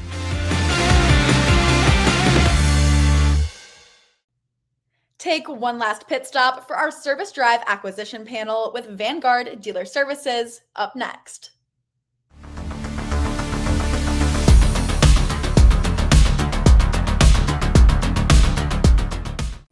Welcome back to the Fixed Ops Roundtable. I'm Sarah Vantine here with Ted Ings. Today, our panel with us is going to be talking about vehicle acquisition and, more importantly, Ted, where it starts in the service drive. Sarah, you're exactly right. We have a great team of experts with us. Vanguard Dealer Services is hosting this panel. Want to welcome Dave and Steve back to the Fixed Ops Roundtable. And of course, our wonderful colleague here in New Jersey, Jim Sabino at All American Ford Auto Group. Gentlemen, welcome back to the Fixed Ops Roundtable. Thank you. Hello. Thank you. Pleasure to be here. What a great timely topic, everybody. And Jim, if it's okay, I want to start off with you at All American. You know, a lot of dealerships say they're working the drive, but few consistently identify the right vehicles to acquire. This is a big topic. So, Jim, I'm curious, I'll start with you. How do you use tools or platforms to find those prime trade-in or resale opportunities early on in the process? So it's a great question. And, you know, the tools and the knowledge in order to get the conversation started with the consumer once they cross into your service drive. And the parameters are pretty well set here is a 2-year car, a 2-year or older vehicle is the ones that they target. You know, anything that's a year old, you know, model year 25 or something, a model year 24 or close to it, you really kind of stay away because they're kind of still a new owner. So 2 years or older, we target everyone. And it's such a great topic, as you said, Ted. It's so important to the expansion, to the scaling of your sales department, whether it's going to be a new car or a used car that's going to be offered to that consumer. The people actually bring the car to you. They're coming in for service, and their possibility, they're going to explore new features on a newer product, maybe a better deal, maybe a better interest rate, maybe a lower monthly payment, maybe the same monthly payment. So there is a dedicated part of our sales team that handles this 6 days a week. So every single car that comes in through our service drive, and I might add, it crosses into our mobile service team that they can actually get the data and the VIN from that. They contact those people also. In the dealership, when they come in, they have face-to-face with them, they introduce themselves, and they kind of very gently break into the conversation of options based on equity, based on where they sit, how many payments are left, whether it's a lease or retail, and what current rebates that are existing right now in the market, interest rates that are currently out there. And it has to be followed up.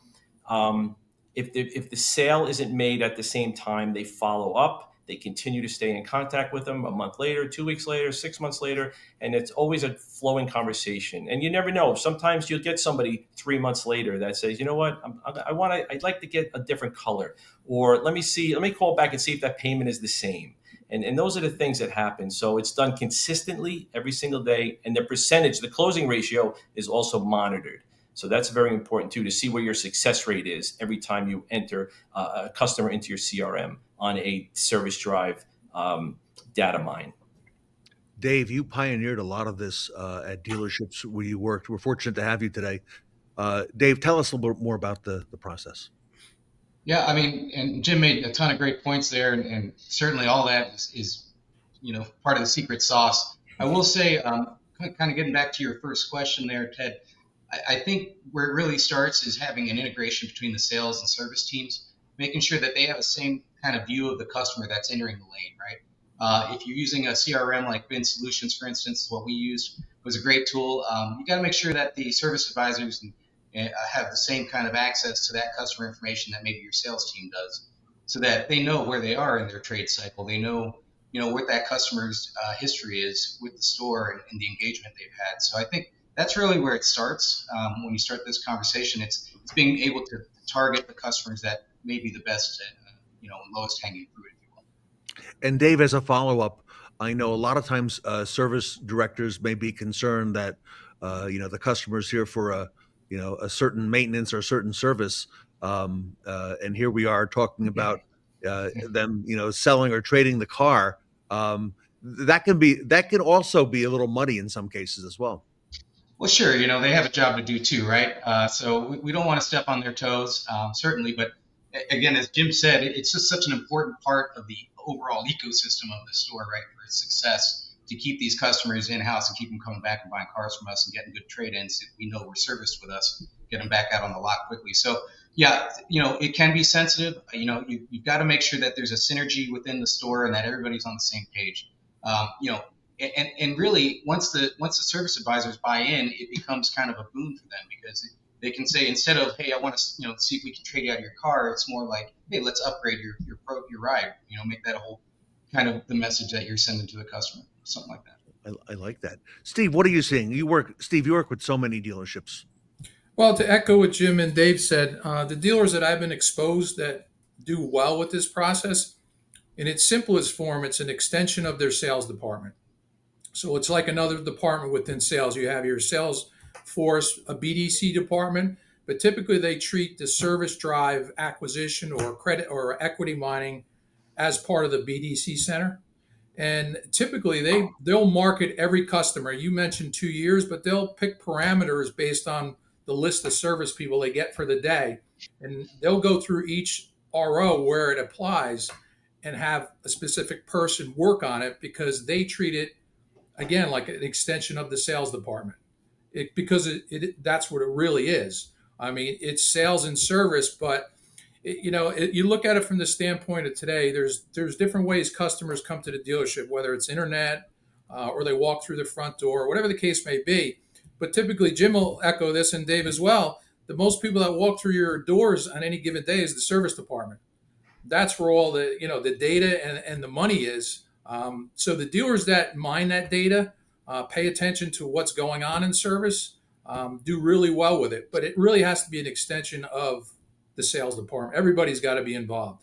Now, granted, there might be somebody that's handling those deals specifically, but I've seen it where it's successful. They're engaging the people who run the front end every day. So they're working together. Well, Jim, as Steve is talking about some of these pieces in the sales department and the BDC team, and how all of these individuals are working together with service, oftentimes dealerships, when they're navigating, first implementing this or even, refining it, the transition piece is what can make or break the experience. Correct. And I know there's a lot of different conversations happening in the industry right now about, how do you train or incentivize both sides to make it feel natural and not forced? So, Jim, what are some of the processes that you've implemented with your sales team, and how do you train on that? Well, again, Dave mentioned it before. You don't want to step on the service advisor's toes. We're thinking like, they're going to lose a deal, because they're there, right? They're selling service. They're recommended maintenance based on time and mileage of the vehicle. And that's how they make their money. That's how their living is made. So you don't want to kind of give them a bad taste where they tell the customer, listen, we got to do this, and they don't really interact well with the sales team.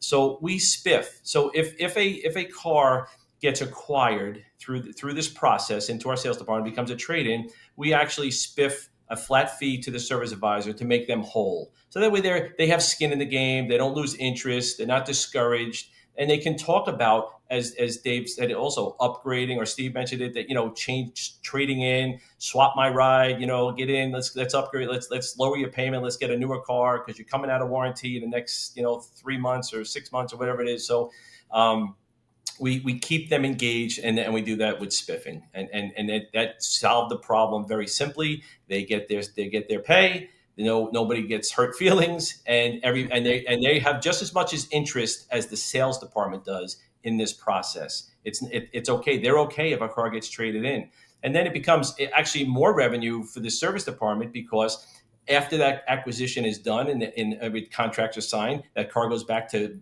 used car vehicle prep. The certified pre-owned process begins. The shop is generating money there also. So it's like a double win. You get 2 bites of the apple on that particular transaction. So, service drive acquisition is huge. It's part of the ecosystem, I believe Dave said, and I firmly believe that it's a complete cycle, that it's a retention that keeps the customer in your cycle doing business. So it works really, really well. Sales makes out because they turn another vehicle. Service advisor and the service department make out because it gets a trade-in and a CPO processed in the shop. So it's a win-win for everybody. It's a mindset that's paid for, and it works well.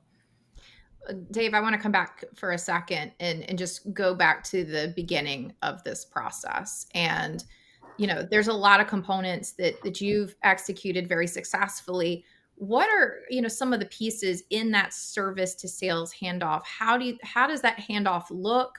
And what are some ways that a dealership can really make it feel, like a natural conversation and something that the customer is going to be excited about getting that information on? Yeah, well, let me just mention one thing about what Jim said. Money certainly makes the world go round, right? And spiffs are always excellent. But I would just a little piggyback on that. One thing that was really effective for us was, I know in our sales meetings to you dealers and senior managers out there watching, something I implemented that worked like a charm was having the service advisors in our sales meeting, because we review the sales appointments we had for the day, right? That's a normal practice. Maybe involve the the service advisors in that talk about the appointments they had. And maybe we identify which customers that are coming in are, prime targets for this program.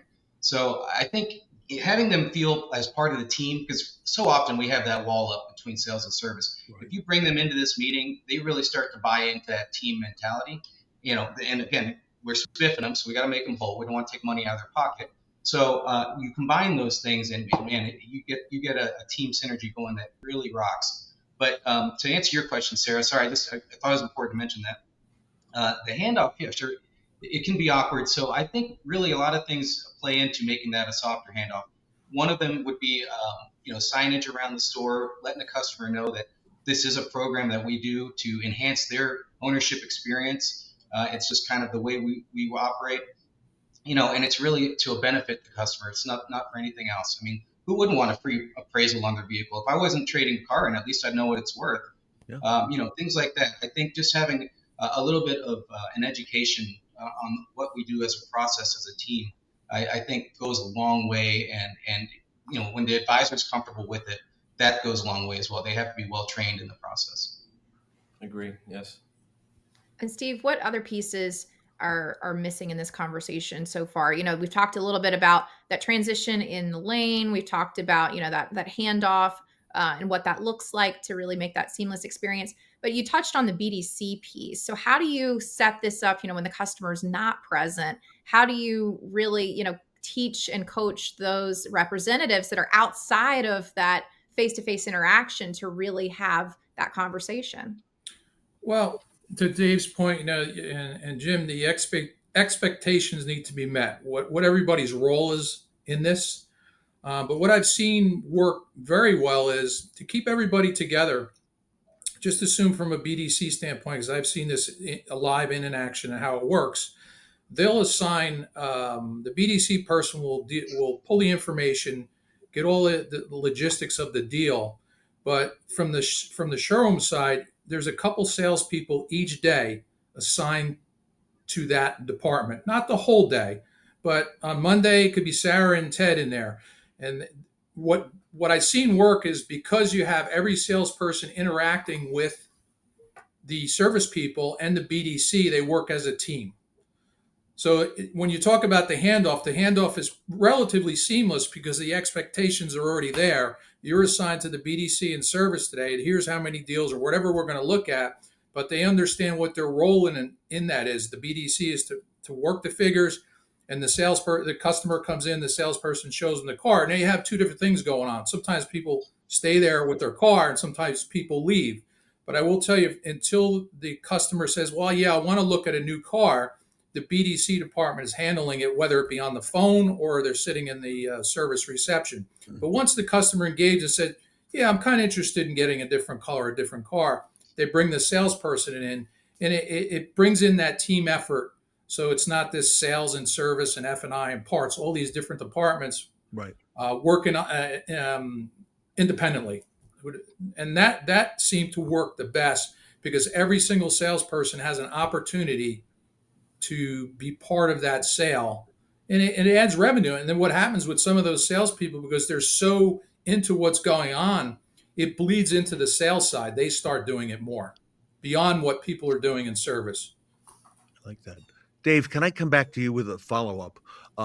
Especially from your experience, an oil change appointment could be the most valuable window in your day. From your experience, how do you create engagement during the customer's wait? Whether it's a quick test drive or, upgrade your ride, some of the things that you mentioned as well, from your experience.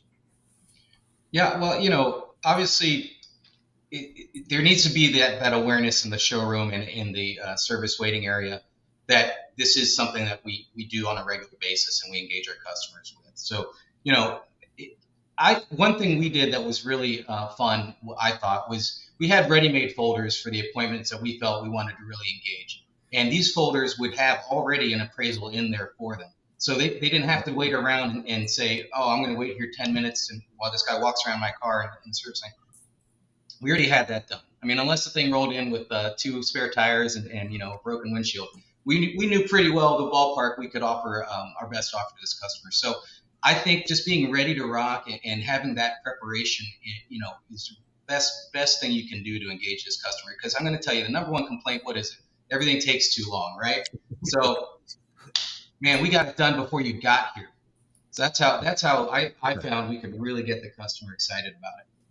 And Jim, from your perspective, if I could follow up, a lot of advisors, service advisors, worry that introducing this sales conversion could disrupt the trust in service. So from your perspective, how do you balance that customer first experience with an acquisition opportunity?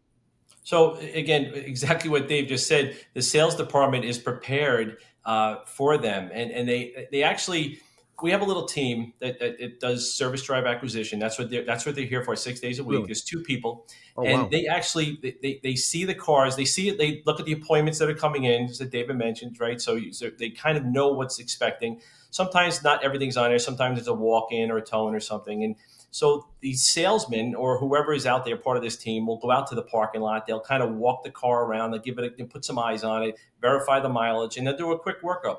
And they'll print out a couple of things. And we have folders, just like Dave said. And inside the folder will be an appraisal and kind of some options on some different vehicles, whether it's the same car, same equipment, similar equipment, just as a starting point. And they'll go in, and if it's a waiter, they go face to face, introduce themselves very gently, very nice and scripted, I'm not going to say confrontational, non-aggressive, very, very gentle. Just, hey, let's break the ice kind of conversation and start the ball rolling. If the vehicle is here and the customer is not, they open up with an email or a text messaging, right? Everybody loves text messaging. That's our number one communication in our service department. Text.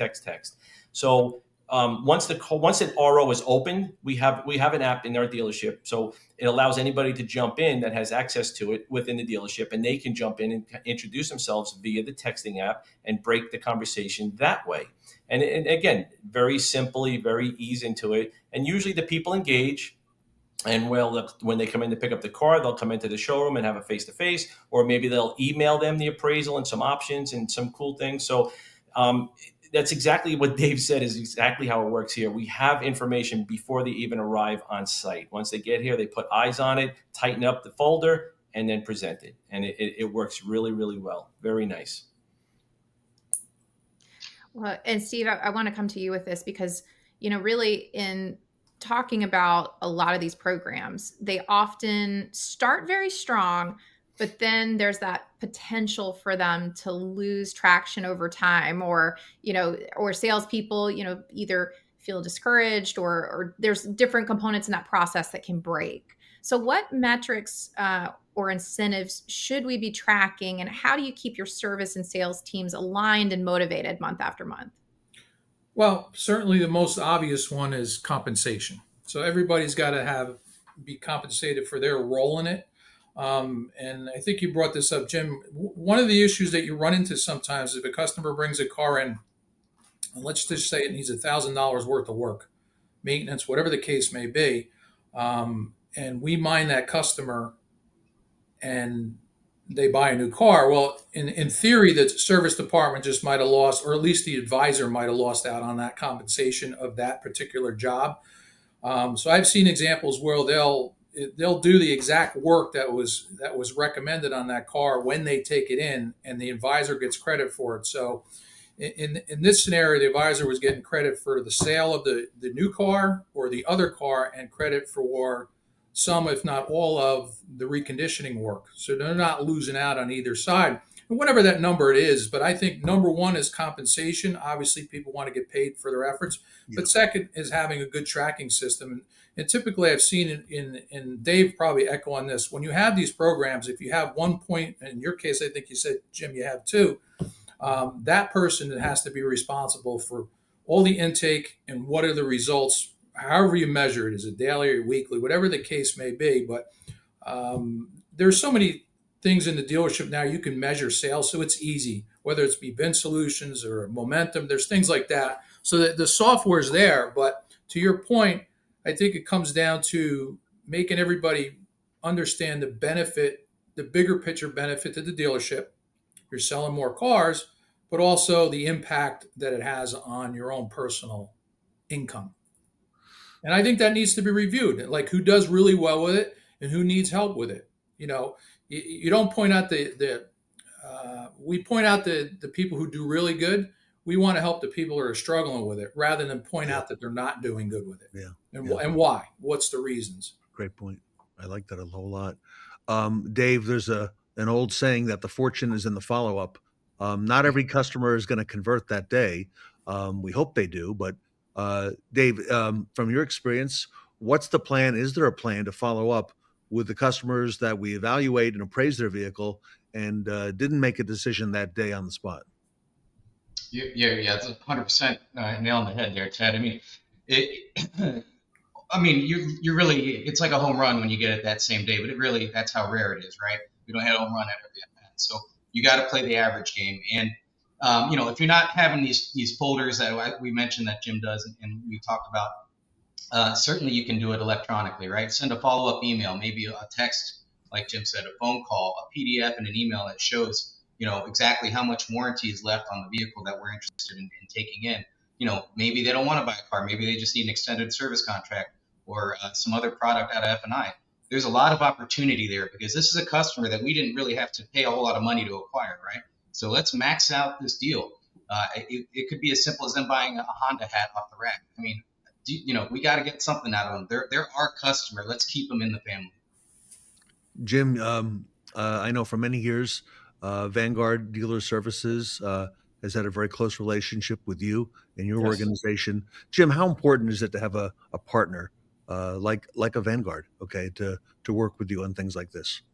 It's critical. And, we have a great longstanding relationship with Vanguard. And Steve, personally, I know for many, many years, and Mickey, obviously. And it's critical. It's a make or break, honestly. I got to tell you, your partner is going to do everything in their power to see your success, and your success will continue to do business with the vendor. So it's a win-win for both. They have all the interest in the world to make sure that they deliver the best quality product to you so you can flip it into your consumer, right? The end user. The more they can help us and support us, then the more business we're going to do in turn. And they are a great company. They have great resources, great team members. And besides that, they stand behind their products. If you get kind of in a situation where you need some help, I can't think of one time where I haven't reached out personally or somebody on my team has reached out and they haven't been there and then some to support you, to help you, to offer options. I mean, that's a true partner. They really are. I speak from experience because I've been on that calling. I need help. And no problem. I got you. I have you. This is what we're going to do. No questions asked. Immediate response. No, I'll get back to you. I got to check. I got to run it up the flagpole. They are empowered and they are here to help you. Huge help. Big time. Strong words. And Dave, Vanguard has had tremendous growth over the years. You're out in, we talked in the green room, initially Chicago, now Kansas City. Vanguard has a footprint throughout the country. We sure do. I've honestly, maybe Steve can help me, but I've lost track of the number of offices we've opened nationwide. It's been that. I think there's 17 now. Wow. What is it, Steve? I think it's 17 is the number. Wow. Yeah, which is incredible. I think even just gosh, like 5 years ago when I started with Vanguard, we're not even close to that. So yeah, we've certainly exploded, and it's because of partnerships like we have with Jim. Yeah, we have just quality dealers. We look at it as a partnership. That we're not vendors. They're not our clients. They are truly our partners. Like Jim said it so eloquently. We do not succeed if they don't succeed, if their customers don't have a world-class experience. So that's where the rubber hits the road. I mean, if there's an issue, we've got to be there and back up our stuff, because otherwise we don't have a partnership. Correct. Sarah, exciting times in our industry right now. It is, Ted. There's so much happening in our industry and a lot of great insights shared today at the Vanguard panel. Everybody, for more information, you can reach out to Vanguard. They're on the web. They're on social media as well, vanguarddealerservices.com. And we're very grateful to the panel. Dave, Steve, good to see you again here on the roundtable. Well, as always, and thank you, Jimmy, for your support, and Dave and Sarah, good to see you. Yeah. As always. Checks in the mail, Jim. Sabino. And Sarah and I also want to wish all of you and your families next week a very happy Thanksgiving, and the Vanguard Dealer Services family. So You very as grateful well. to all of you. Same to everyone else. Same. Yes. Thank you, guys. Everybody, Vanguard Dealer Services, vanguarddealerservices.com. Look them up on the web and again on social media. Here with us today at the Fixed Ops Roundtable.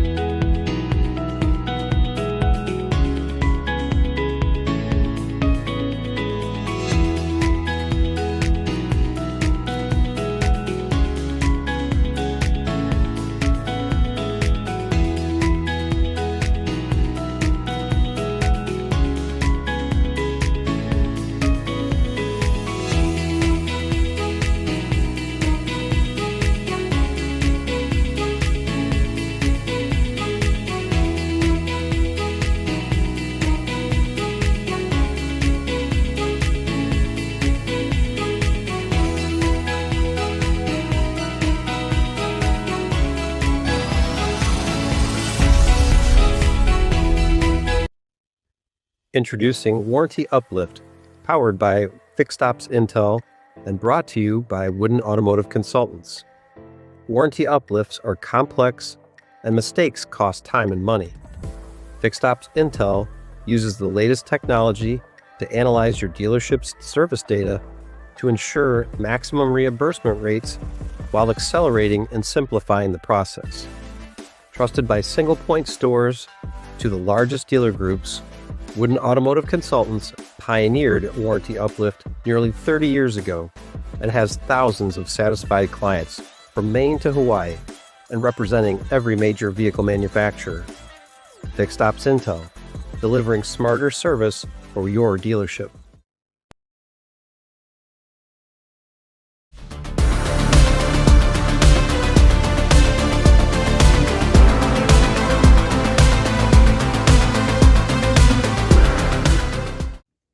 Clear your windshields for greater transparency and visibility in reconditioning with vAuto by Cox Automotive.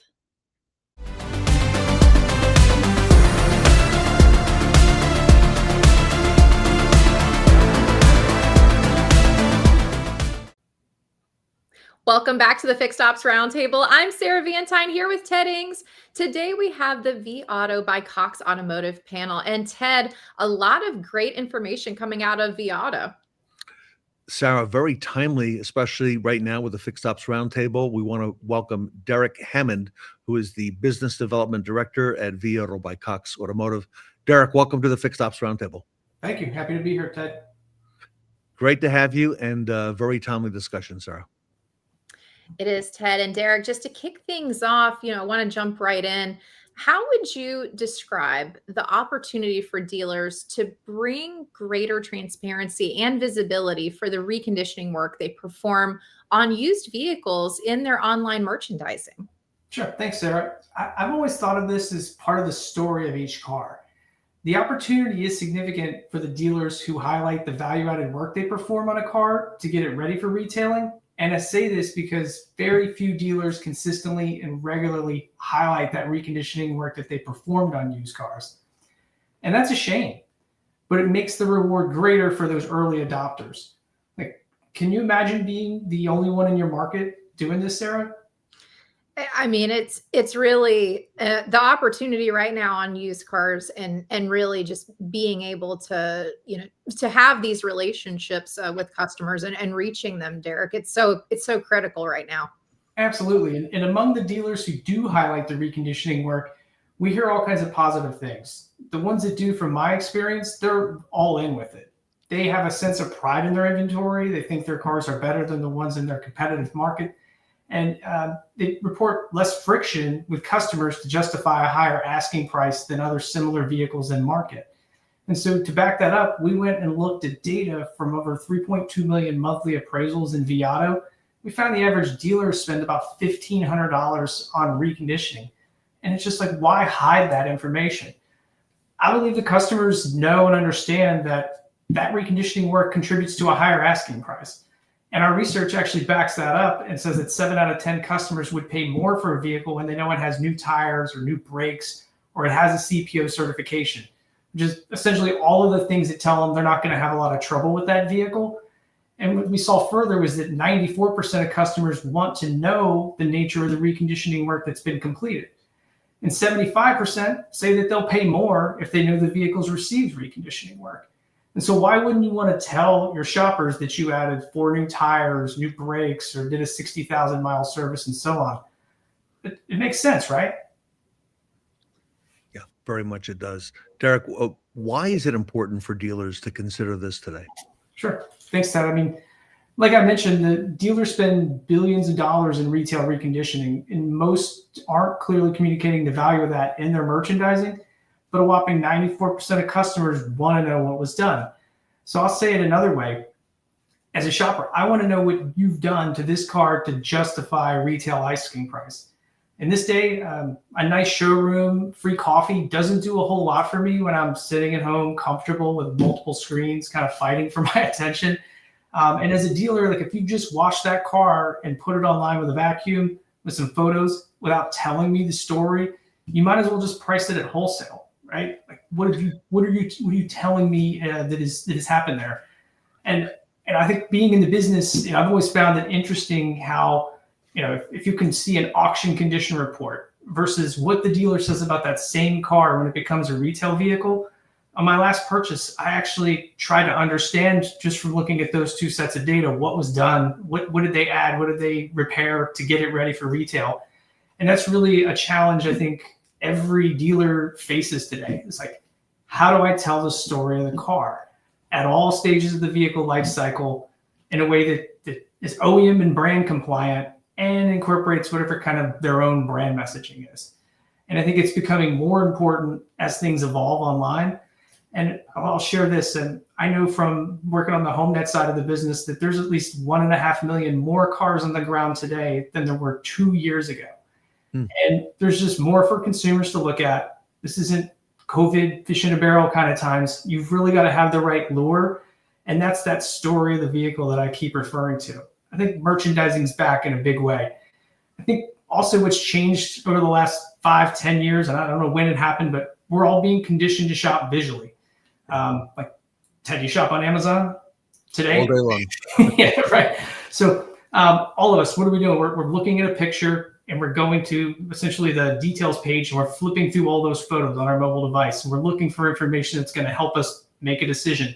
It's very similar to the consumer experience you would see on an SRP or a VDP.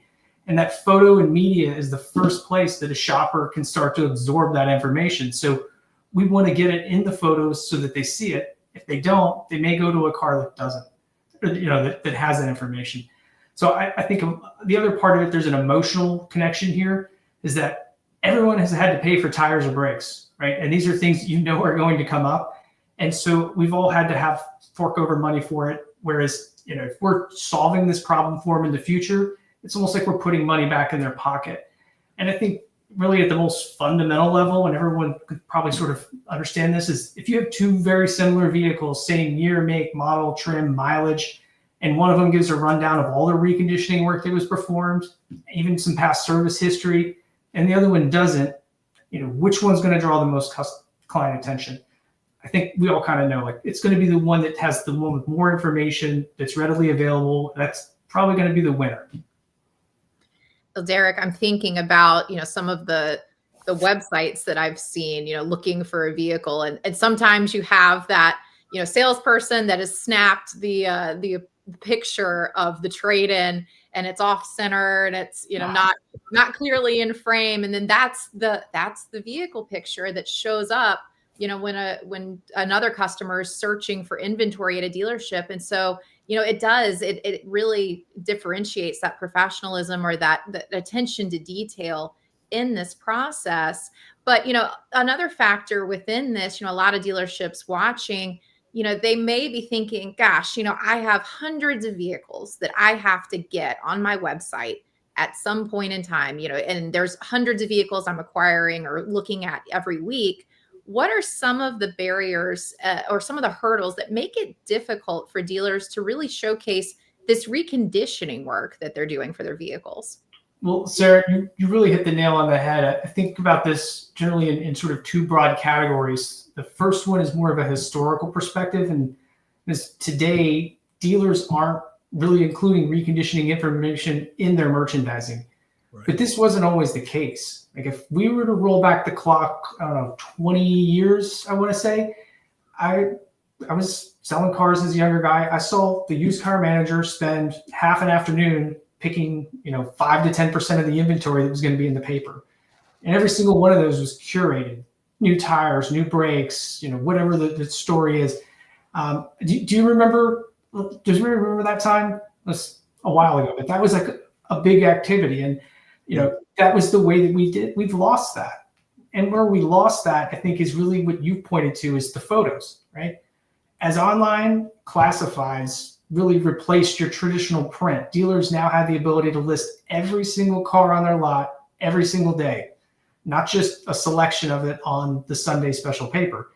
And so the adoption of that led to a new focus, and they had to go solve photography. And that's been a challenge because you really need to have good quality media for your merchandising. And so as you point out, sometimes it doesn't always happen, or it happens at different life cycles of the vehicle. And so we always try to use what we have when we have it.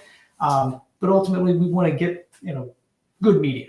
Most dealers are at the place now where they've solved that internally, and now they're looking for other ways to differentiate and put themselves out there in a way that, varies from their competitor, really tell the story of the car. And this has really led to sort of this current state, right? We're talking about reconditioning again. As all these systems evolved, we never gave dealers a place to put condition. It was sort of relegated to, you can manually put it on a photo, you can apply it to vehicle comments. There was really no way to do that. So it became a big manual process. And that's really why I think it doesn't get done. And, when you, can anybody have a guess? Like when you do things manually, what happens? It's you end up owning it for life, right? Because you have made that specific edit and change. If something changes, you need to go back and touch that and make those changes. So it creates more work for you. I think most dealers sort of fall into three buckets of what I see today. Number one, the dealer doesn't make an effort to include reconditioning information in merchandising. There's a bunch of other critical tasks. Things get done. I'm empathetic. If you don't have the right tooling to get this done, doing it manually, one car at a time, is very, very time consuming. I see dealers who are really passionate about it. They believe in it. They've seen it work. they're really trying to replicate that on the lot process online. And so they want to put that information out there. And so, in those situations, they're doing it manually. They may rely on an RO, which may or may not be closed. So they may or may not have the best information doing it manually either. The third bucket would be dealers that are doing this programmatically. They've adopted a programmatic approach to merchandising, and they have this prioritized into how it falls into their merchandising. It's applied real time as the information becomes available. They never have to touch the vehicle to put that information in. It's just baked into that entire flow of merchandising. Derek, you described it really well, how in the past we would curate and have a hands-on approach, and how it's changed over time and has evolved. You're so right with these points. Derek, how do merchandising solutions help dealers take advantage of this opportunity? Sure, Ted. I mean, at the most basic level, an advanced merchandising tool will help a dealer more efficiently capture the story of the vehicle. That's really what we're after here. And be able to do that without as many manual steps as they may have required in the past. Among my peers, I describe this as like tools or tooling. And I'll give you an analogy. Like if you need a 10 millimeter socket to finish the job, you don't want to hammer on a 3/8 or round it off with an 11 millimeter or 7/16. Like you just need a 10 millimeter, right? And dealers using legacy tools, doing things the legacy way, it's just going to consume a lot of time to do the basics, let alone doing the research as to what reconditioning was done on the vehicle in one system, and then swivel chair back and forth and manually enter it on the vehicles individually. It consumes a lot of time that could be applied doing things that are more revenue productive. For reconditioning information, I also say it's important that these solutions make it easy and are integrated. Even if there's incorporating AI capabilities to make this information automatically appear in the descriptions and the photos and the immersive 360 spins, I think that's a big part of it. Today, within the vAuto system, a dealer using the advanced merch tools can have their reconditioning highlights automatically presented into the vehicle photo overlays, the 360s. It's integrated with our legacy automatic comment generation tools, as well as our future AI tools that we're just rolling out now. And that's all done without manual intervention. So the best case scenario is when the merchandising solutions are integrated with the inventory management systems and the service solutions. That just ensures that information flows from one system to the other without anyone having to take any additional steps at any point. It's just going to happen. Derek, this is all so interesting because, I'm thinking about our used car managers listening and our general managers and our service directors. And I know that sometimes, there's maybe the concern about, all right, what will get showcased on this vehicle, online, because we all know that customers can be sensitive to what they're reading. And sometimes maybe it's not the right information that can end up on a listing. So where would you draw the line between the type of reconditioning work to showcase and then the work that may be less important or even detrimental to vehicle shoppers? Yes, Sarah, that's a great point. I think from a practical perspective, I mentioned earlier, we're trying to recreate the on-the-lot process online. And if you would share this information with a customer in the showroom or out there on the lot, you should have it online. And our research shows that customers do value wear and tear type work as a value add. So the things I mentioned earlier, like new tires, new brakes, or work to the service, 60,000 mile type services, things that they know they paid for in the past. At the same time, though, customers reported that only 44% of customers reported that rebuilding or replacing an engine or a transmission, like a more major foundational type work, would add value. And the customers kind of viewed this work, I think, from the results is that it was indicative of a problem that they like to avoid. And, personally, I might question why a critical component was replaced as well. Was it the previous owner hard on it? Was it a silent recall? Like what led to that? You would kind of naturally want to question. Interestingly, though, on the reconditioning to the cosmetic side, our research found that the cosmetic work, upholstery, window repair, PDR, things that commonly happen on the lot, was less important or valuable to them. And that makes sense to me. As someone who spent time working in a reconditioning shop in my younger days, I'd rather buy something that hasn't had any paint work. That might just be me, but, especially if it was done outside on the lot. So Generally, we want to talk about the things that are going to add value and things that would be mostly tires, brakes, having a detail, things that are significant maintenance items that they would incur. That makes a lot of sense. Makes a whole lot of sense. Derek, within a dealer's merchandising, what are places where it's best for the dealer to feature the reconditioning work and values so the buyers and shoppers online can see and know more about it? Sure. I'd be happy to pull up some examples to kind of give you some visuals as we go through this.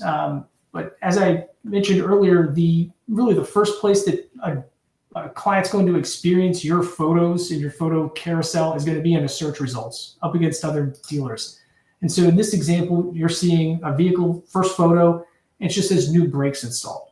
And this is from one of our customers. This is programmatically applied when new brakes are, installed on that particular vehicle, it'll apply it there.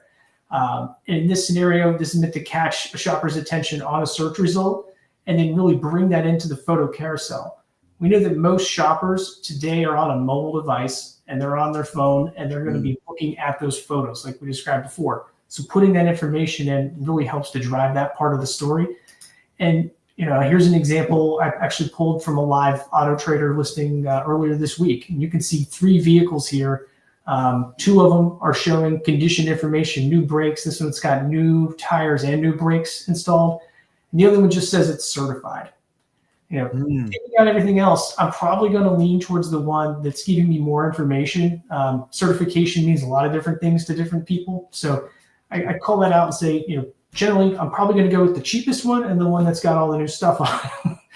And in that case, you can see here, programmatically apply that information to the bottom of the image. And this can be adjusted to however the dealer wants it to appear. But we're effectively doing this without them having to go and touch each one of these photos and update it as time goes on. Another example is not just overlaying text or images on the photo, but we can create and generate content. It's called a vehicle slide or a billboard. Dealers can do this themselves, and this is just pulling in those highlights. And you'll notice here during that list, you're going to also see repeated condition information as a part of that, where you see new tires and brakes. This also, so I've sort of covered how this is in all of the photos, right? So your photo carousel. A lot of dealers are getting into this immersive media. You've seen 360 spins. This is an example of a 360 that's integrated with the Auto Trader system through our product Vehicle Intelligence 360. And it automatically creates this presentation, and it also pulls in that same information. So you'll notice over here on the right-hand side, you'll see new tires installed, new brakes installed. Yes. And the way that we rolled this out was, we're not just telling people it has these things. In this experience, which is more immersive and low funnel, we're actually telling them why they need it. Hey, it's valuable to have new tires. It will save you money from having to buy new ones in the future. If this is a maintenance or an item that you'll have to do. It sort of recreates, again, that on-the-lot experience online. It's from early day car sales training. It was feature, advantage, benefit, right? Yeah. It was, here it is. Here's what it does. Here's why you need it. So this is really helping to recreate that for these maintenance and basically recondition items that we want to put in the highlight. And this flows all the way down into the vehicle data. It's going to be a part of the vehicle information as well. And it continues on down, even into the video, right? Because we create video content, and that is ingested in that as well. So just from that one element of knowing that this car has new tires and new brakes, it flows into all those different areas of their merchandising programmatically. It will also flow into any of their vehicle comments, as I mentioned. So without having to go and touch all of those areas, you can really have this story told as a part of the vehicle through all these different mediums. Fascinating. Yep. And I shared this example here. As I was looking for examples to prepare for this, I grabbed one, and this is it's a 2014 Mercedes S-Class with new tires, right? Like the dealer put new tires on this car. That's a $1,300 set of tires, right? Like, why would you not? This is valuable information. It really sets this car apart from every single one in the market that doesn't have it. And so I want to call that out as just an automatic way to be able to tell that story and be able to highlight that value. I'll also share some other examples. Some stores have sort of do this manually. You'll see here they'll grab their total amount invested from the RO. They'll talk about some of the things that were done, as far as items that were replaced, included that's certainly valuable. But again, trying to find a way to do this automatically so that you're not tied to every single vehicle and checking to make sure what was done, and inevitably things get missed if you do it manually. So we'd like to be able to see it done with an approach that counts all of the data that we have on the vehicle so that you're not running around and trying to pull it together. Derek, great information, very powerful and very relevant for our audience as well. Sarah? Well, Derek, this has been a lot of incredible information. And as far as, taking the next steps, if a dealer or our audience is listening today and thinking about, okay, well, how do I get started? What kind of results could I expect from my dealership? What's the best way to get started with vAuto? The best way to get started with vAuto would be to use our website, vauto.com, or you can contact your performance manager or contact us online at any one of our websites or forums. Derek, great information and very timely for our audience. Everybody, vAuto is a big part of what we do here at the Fixed Ops Roundtable. And Derek, on behalf of Sarah and myself, I want to wish you, your family, and the vAuto and Cox Automotive families a very happy Thanksgiving next week. And thank you for all that you do and bring to our industry as well. Thank you. I appreciate you having me. Thanks, Sarah. Thanks, Ted. Sarah, great to see all this come full circle. It is, Ted. And, the reconditioning process is only going to continue to take a more active presence, and customers want this transparency, Ted. So it's exciting to see what vAuto is continuing to innovate. Absolutely. The leader in the industry, everybody, vAuto. Derek Hammond from vAuto by Cox Automotive here with us today at the Fixed Ops Roundtable. Great.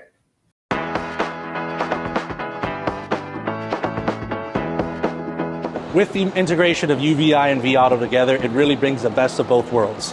It brings you the digital forefront as far as what UVI can bring. It brings you the knowledge and backing of acquisition and everything vAuto has to incorporate.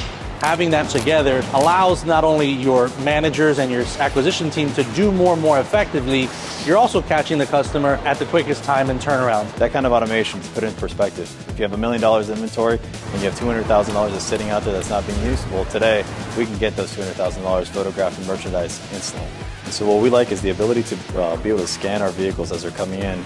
We're able to tag that into our appraisals, our inspection process.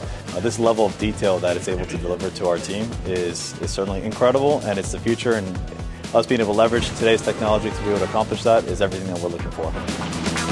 Understanding that service is really the lifeblood of a lot of brands.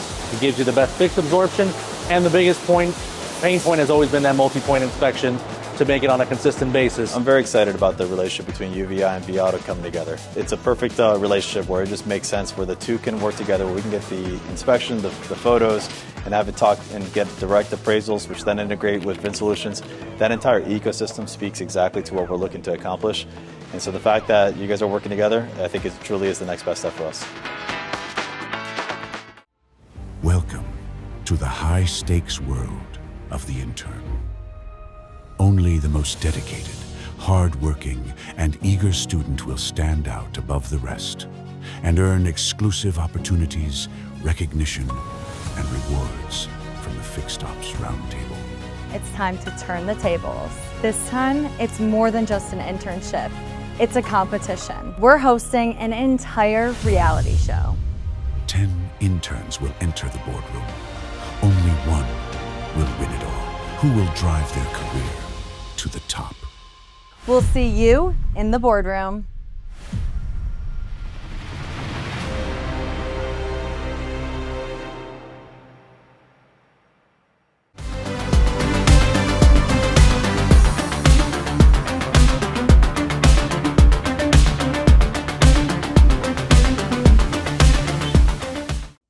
Hire the pit crew for you. Learn how to run your dealership with AI agents featuring Derek Simonds from NUMA.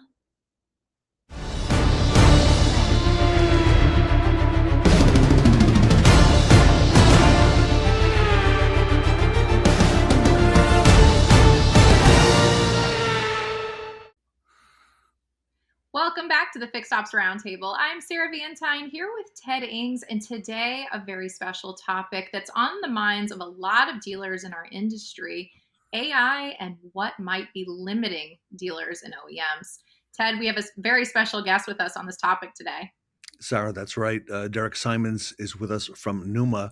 NUMA is enjoying some tremendous success and acceptance in the marketplace. So, Derek, let me start with congratulations and welcome back to the Fixed Ops Roundtable.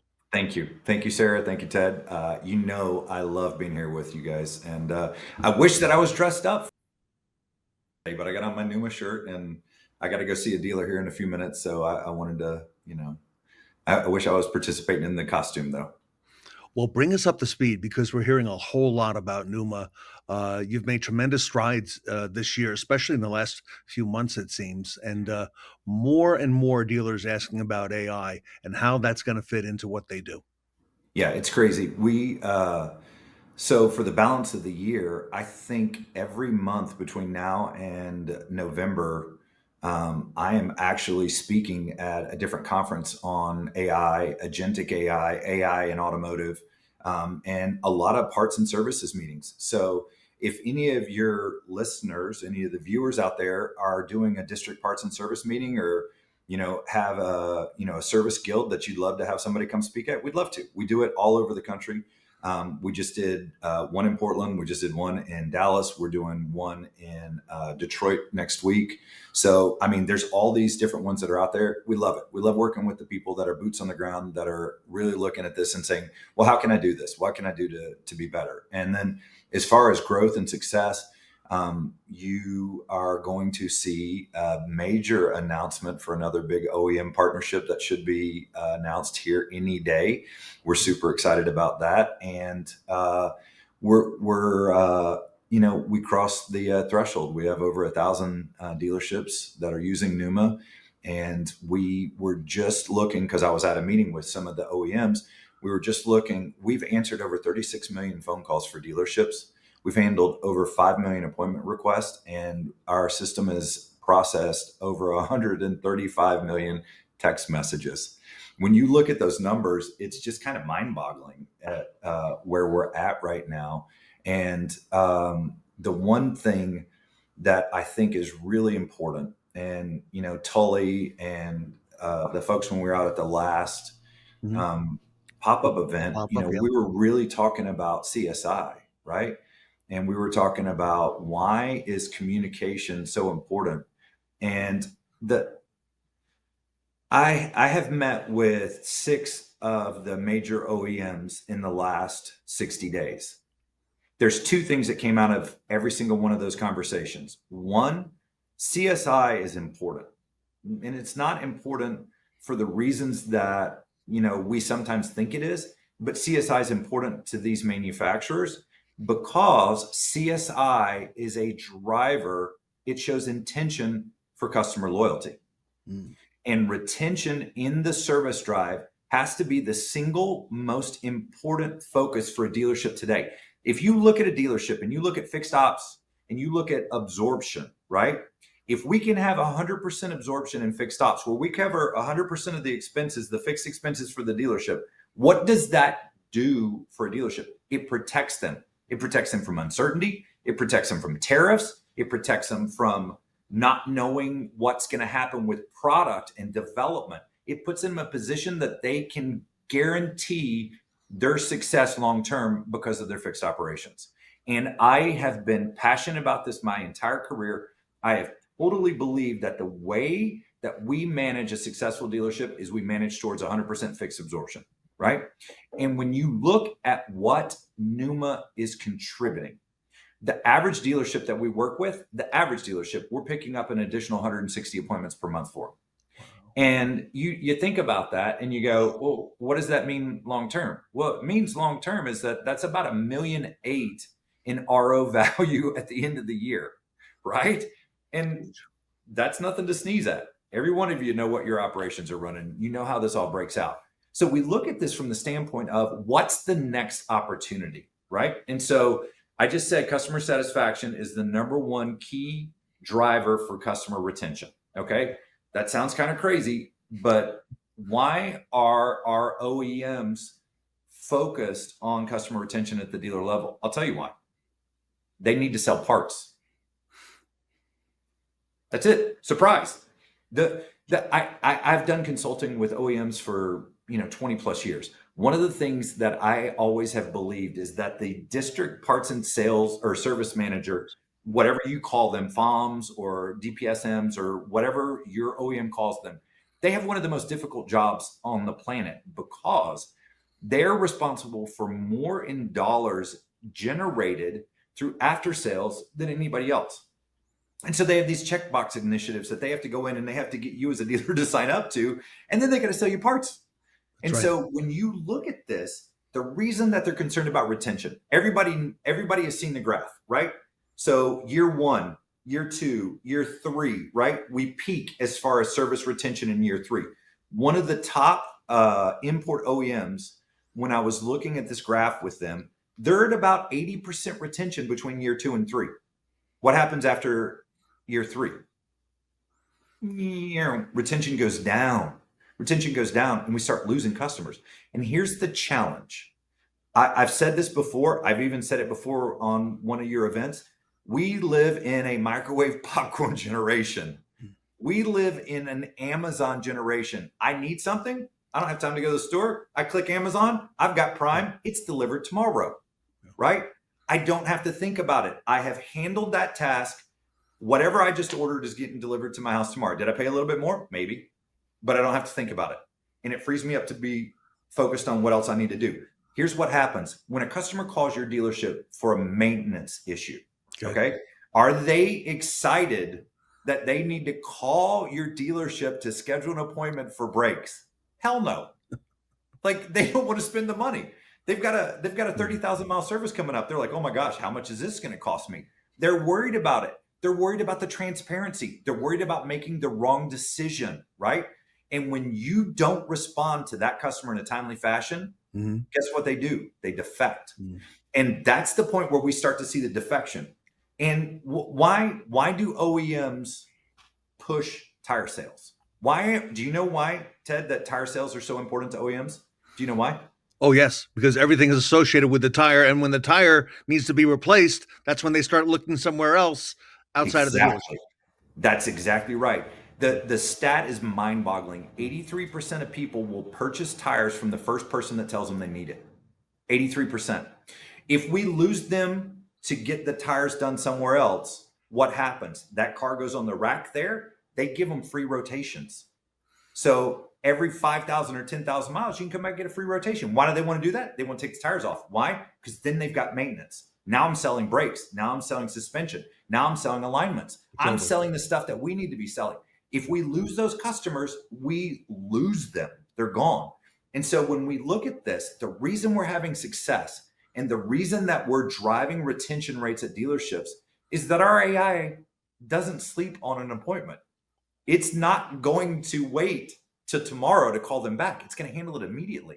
And if we can't book it, and this is the thing that is the most important to me, we believe 100% that a human needs to be in the loop. I've got some stats that are mind-boggling right now. We were just talking beforehand. I'm not going to say the group, but we just signed up a very large group that is privately held, very large group. And we've been tracking the stats. Right now, 84.1%, this ain't a made-up stat, this is a real number, 84.1% of the calls that ring in to NUMA for an appointment are either automatically booked by our AI or a human is tagged in at the dealership if it's a complex appointment. 84.1% of all the calls are confirmed appointments in their DMS. 84.1%. There's no product on the planet that combines the human and the AI the way that we do. And that's why we're having the success. That's really what's important to us, is that we talk about, you've heard me say this, I don't want to replace people. I want to empower people. Now, there are some dealerships that are going to make personnel decisions because you can do more with less when you have AI implemented properly, but we don't go in saying get rid of your BDC. Look, the reality is this is a human to human business. This is absolutely human to human. What we want to do is empower those people so that they can spend more time belly to belly with the customer, which is the human to human part. So when we look at this and I hear the things that the OEMs are talking about, I cannot overemphasize this. Pay attention to your customer satisfaction, your CSI, because that's ultimately going to be your leading indicator for retention. If you have a crappy CSI from a customer, what's the likelihood they're going to come back for their next oil change? Mm-hmm. They're not. Not too They're good. defecting. Yep. They're defecting. Like 80% or something ridiculous of customers have said they've left a dealership over communication. And if you think about that, you're like, oh crap, how do we deal with that? We launched another big group, and the partner texted me the other night, and he said, I've never implemented a system that has been this widely well received. He said, I've never put anything into the dealership where I didn't have somebody coming up telling me to get rid of it. They literally are thanking me for this and telling them we have made their job so much easier. And the reason that this is happening is because with the AI, you guys haven't seen the new stuff that our AI is doing. Agentic AI is this buzzword, buzz phrase that gets thrown around a ton. Agentic AI simply means that it's an AI that has been trained to do a job, but it has flexibility about how it does that job. Okay. So here's point A, here's point Z. It doesn't have to go A, B, C, D, E. It could go A, D, C, B, E to get to where it needs to go. It can make its own decision about what's best for the customer experience. Our AI, our agentic AI, is part of the reason that we have that 84.1% confirmed booking in the DMS for that group I was just talking about. It's also the reason that we're having so much success. Right now, every single bit of communication that comes through the dealership into the service operations goes through the AI. The AI actually is going into the conversations. It's looking at the repair order. It's looking at the last 24 hours of communication, and it's building a task list of things that need to be done to take care of this customer. And guess what it does? It either does it automatically, or it tags in a human and says, you need to call him and do X. It is already built on their screen. So literally advisors are going to their dashboard in NUMA, and to do their status updates, it's already there. They don't have to do anything through it. They click and they go, write it for me. Carl will be ready at 2. And it crafts the message, perfect grammar, perfect spelling, perfect punctuation. It ain't in all caps, so it's not screaming at the customer. And it allows them with literally 2 clicks to click, and update that customer, and they're done. I literally had a service advisor that told me, I will never write my own message again to a customer. Wow. Because the AI is building the direction that they need to go, and it's just saying simply, click the button. And so having that and having that communication, we launched a Toyota dealer, and Toyota dealer CSI is out of a 5, right? And so when we launched, store's doing pretty decent. They're at a 4.39. 2 weeks later, they're at a 4.49. 2 weeks after that, they're at a 4.55. They're going to be at 4.6 within 60 days. And that's great. And, that's like 4.5 is where you want to be. 4.6 is great. And so we're seeing not only increases in CSI, but because of the way that the AI is incorporated into the process and into the follow-up, we're seeing significantly more people that are willing to go to a public review site and leave a review. Google, Facebook, Dealer Rater, whatever you're using at your store. Now, obviously, we highly recommend using Google, but we actually will work through with the customers. And because it's in the same communication channel that they've already been communicating with the advisors, they're much more willing to do it because it feels like it's coming from your advisor. And so it's not a random text from a different text number. You know what I mean? It's literally from the same text I was just engaging with the advisor, which, by the way, is the number for the dealership. Mm-hmm. So it's just the seamlessness of the communication that is pulling it all together. So anyway, I'm babbling about a lot of things, but I want to talk about this from the standpoint that even if you're not using an AI platform for your communication, your follow-up, even if you're not using it for your appointments, there's 2 things that I'm going to challenge every single dealer that's watching this, every single service manager that's watching this. You need to track the inbound calls for appointments. How many of them talk to a human, and what percentage of those got scheduled? Hey, Derek, while you're on that topic, yes, we just did a panel with, you mentioned Tully earlier. We did a panel with Tully, and we had a number of service managers.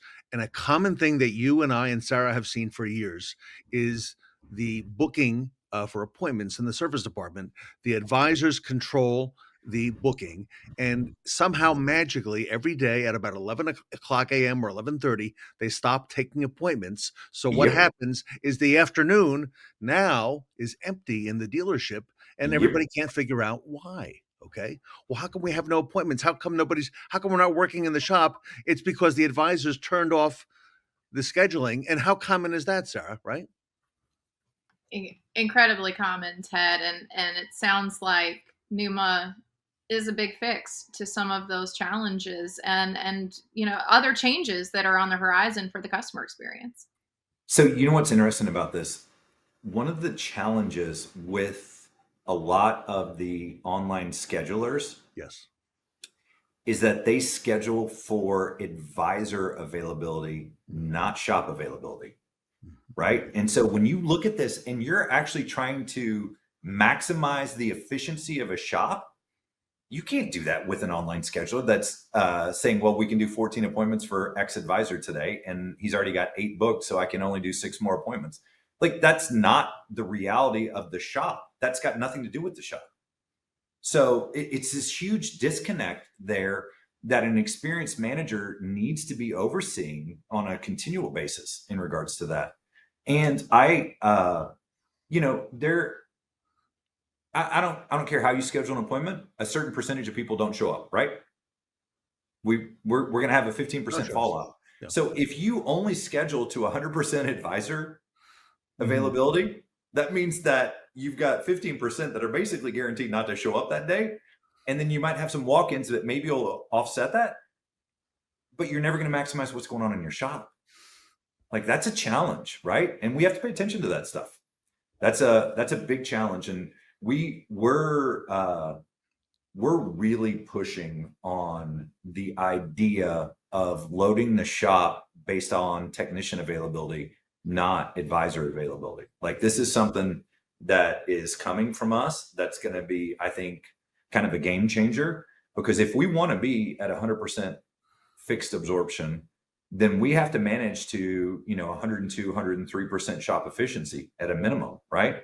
Like, that's where we have to get to. And so how do we do that? We do that by managing what's going on with the technicians. So that's a little peek into the future, Ted, Sarah. That's a little peek into the future about what's coming down the pipe.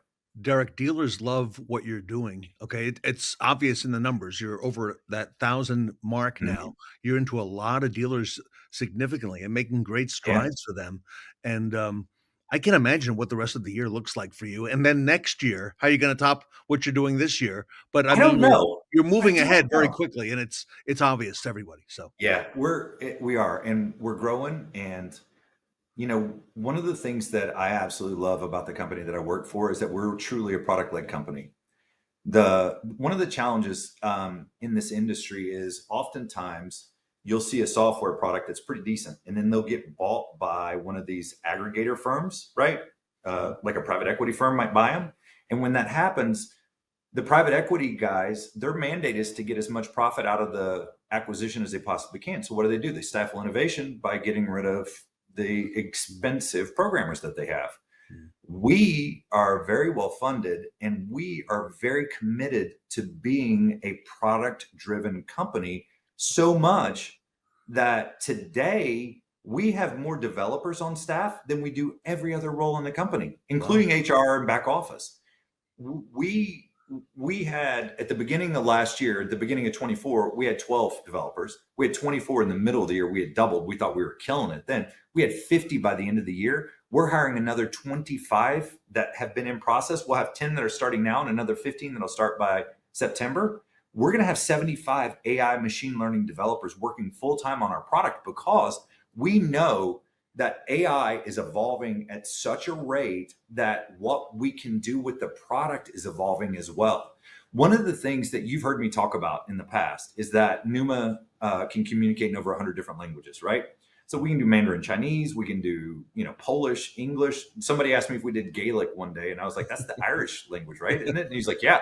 And I go, well, here, text me in Gaelic and let's see. And he did, and it did Gaelic. And he's like, oh my God, that's amazing. So that's a weird thing. But here's something else that we just found out. Do you know what else NUMA speaks? Technician. So when you look at the notes that you get from a technician, yes, you have to then decipher that and then figure out how to communicate that to a customer in a way that allows you to upsell the job, correct?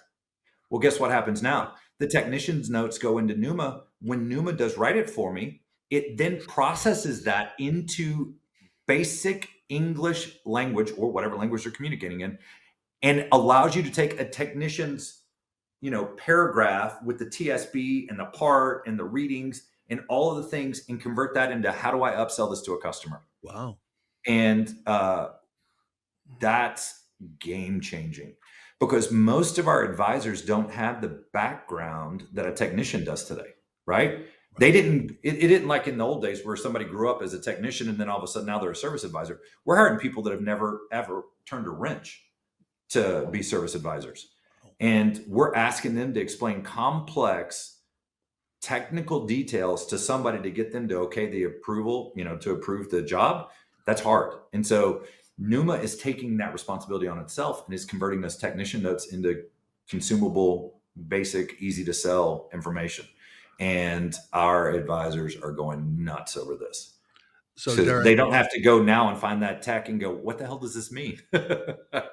I'm watching this. I'm a dealer. Okay. Yeah. I'm a decision maker at a group of dealers. I want this technology for my dealerships. What do? I've heard about NUMA. Others of my 20 group are talking about it. You're obviously, on tip of the tongue of many people in the industry. How do people get their questions answered? If I have questions, how it's going to apply to me and my particular, dealerships? That is a great question, and I'll answer that. And then I'm going to tag on one last thought with that. So you can go to NUMA.com and you can just click on get a demo and you'll get paired up with the regional sales manager for your area where you're located. And we'll get you taken care of. We'll answer any of your questions. You can email me, Derek@NUMA.com. Either way, whatever you want to do, reach out and we'll get you squared away. But Ted, what you just said is the number one thing. You can have the best AI on the planet, but if you try and force it into a situation where it doesn't fit the process, it's going to fail, right? When you look at a technician, right, and you open their drawer, it's not random stuff. The sockets are in order. I need a 10 millimeter. I know where my 10 millimeter socket is. I also know if I put the 10 millimeter socket on my wrench and I turn the bolt 10 times, the bolt comes out. I clean it, I put it back. That's a process, right? They do that. That's how they operate. If you say to him, this is the best magical socket ever, he's going to look at it and he's going to go like, bloop, he's going to throw it in the box. He's going to be like, whatever, my 10 works. And I'm going to use my 10. So you have to integrate whatever you're doing into the process flow of the dealership. And that's why it's important. You just said, if you're a dealer and you have questions about how this works in your specific instance, right? How do you get them answered? Every single dealership is different. We literally work with, 5 or 6 out of the top 10 groups in the nation. And a lot of them say, you use this DMS, you use this CRM, you use this phone system, right? So you would think it would be very similar across all of them. No, it's not. Every single dealership is set up differently. Every single operation is different. We have to fully customize everything that we do with NUMA to make it work for the dealer. And so your point is exactly what I want to talk about. If you have a dealership, we're not going to say to you, okay, well, this is where you're going to get, this is how we're going to do NUMA. It's just a cookie cutter. We literally are going to mystery shop your entire dealership. We're going to understand all your call routing, all your hunt groups. We're going to understand how your team works. We're going to understand days off. We're going to understand hours of operation. We're going to understand all of it, because until we do that, we can't even figure out how to plan to put NUMA in there. So we have 2 different teams that literally work with every single customer, a solutions engineer and a performance architect. Solutions engineer is really working on the data and the things and all the stuff. And then the performance architects are your actual consultants. They are ex-GMs, they are ex-partners, they are ex-service directors. They are people that understand and know what's going on in a dealership. And we look at every single customer differently, because Ted, the reason you bought NUMA is going to be different than the reason why Sarah bought it. And if we can't help you achieve your business goal, what happens? You leave. And so we look at this from the standpoint of, we're your partner. We're the easiest people in the world to do business with. We don't have contract. I've told you that before. We literally give you a quote and it says, as long as you keep paying us, we'll keep doing what we're doing. And we have the lowest churn rate out of any software product in automotive. We're right at 1%. We're like 1.17% last quarter. That is Wow. phenomenal, right? That means that we are retaining 99% basically of our client base. The thing about this is we couldn't do that unless we were solving their goals, right? So we really work to customize NUMA to achieve what you want to achieve. You want to get more appointments? No problem. We know how to optimize for that. You want higher dollars per RO? No problem. We know how to optimize for that. You want a better CSI? We got you. We know how to optimize for that. So when you look at what's going on in your business and you think about what the challenges are and the things that you're facing as far as headwinds, you need to look at a software provider, whether it's us or anybody else, that is going to help you achieve that goal and deal with those headwinds. And that's where having experienced partners in automotive make a difference. There are too many times that we see, I don't know, we're a great tech company. We don't know shinola about automotive. In fact, we've never worked in a dealership, but we're going to come in here and tell you how to do this using our technology. And you've never walked a mile in my shoe, man. Like, it just doesn't make sense to me. Like, I joined this company for one reason. I saw it and said, oh my God, this makes sense. This solves so many problems, not the other way around. We're going to solve a problem that we've created and we're going to sell you this software. No. And you know what, Derek? You're probably going to solve so many more that we haven't even thought about yet. That are on the horizon that are coming your way.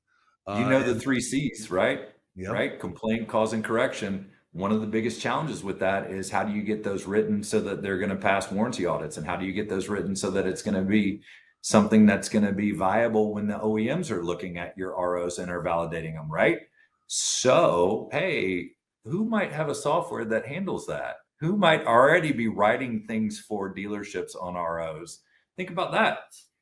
There's another little look into the future. All right. Sarah, Derek and NUMA making great strides, and honored to have them here with us at the roundtable. For folks who want to get more information, NUMA.com. You can reach out to Derek. You see his email scrolling there. Congratulations too, my friend. I know we have a lot more ahead, and we do. Looking forward to hearing about what strides you have next. We love being a partner with you, Ted and Sarah. Like, you guys are amazing, and I love the interaction that I get with the dealers from the roundtable. Is just amazing. So thank you. Thank you, seriously. A lot more to come. Everybody, Derek Simonds, Executive VP Automotive at NUMA, here with us today at the Fixed Ops Roundtable.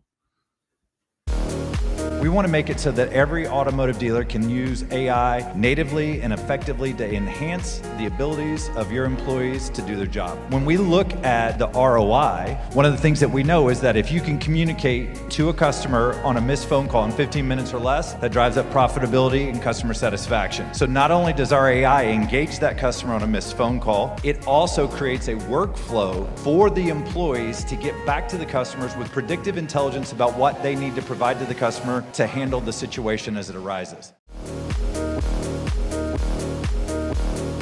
The business model of Automotive Warranty Network has always been to provide the very best service we can to automotive dealerships. We believe very much in partnerships, so we partner with dealerships to help them process their warranty repair orders the best they can, but also stay compliant with a manufacturer policy and procedure.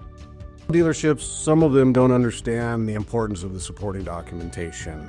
The repairs are performed, manufacturer is going to come in and audit them. That supporting documentation needs to stand up in an audit. If not, those monies will be charged back to the dealership. So, important thing that our team provides the dealerships is the information where the supporting documentation does not support the repairs performed, where they could lose those monies in an audit.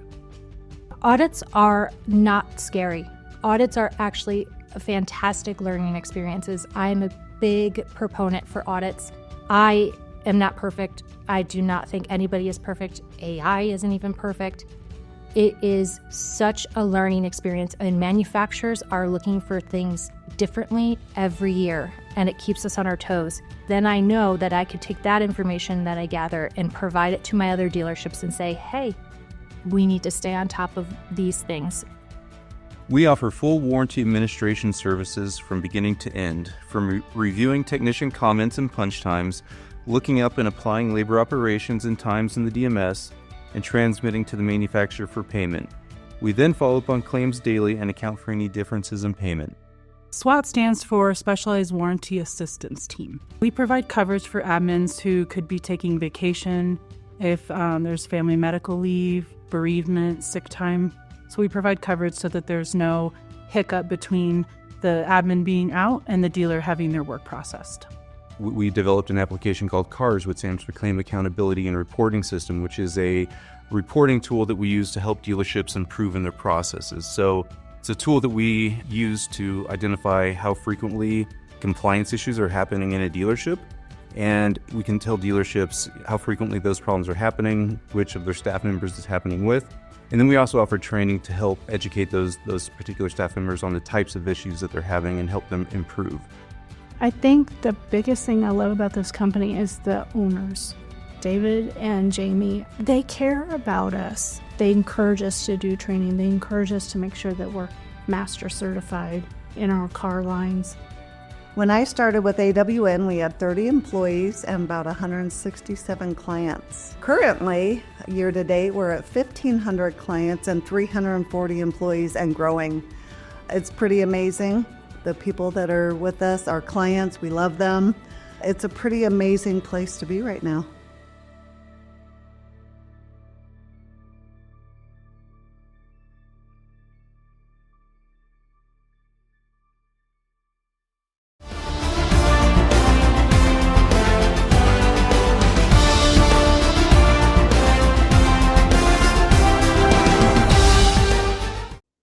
Burn Rubber with Zack Fox of BG Products in our next segment, filmed live at our Northwood University pop-up event.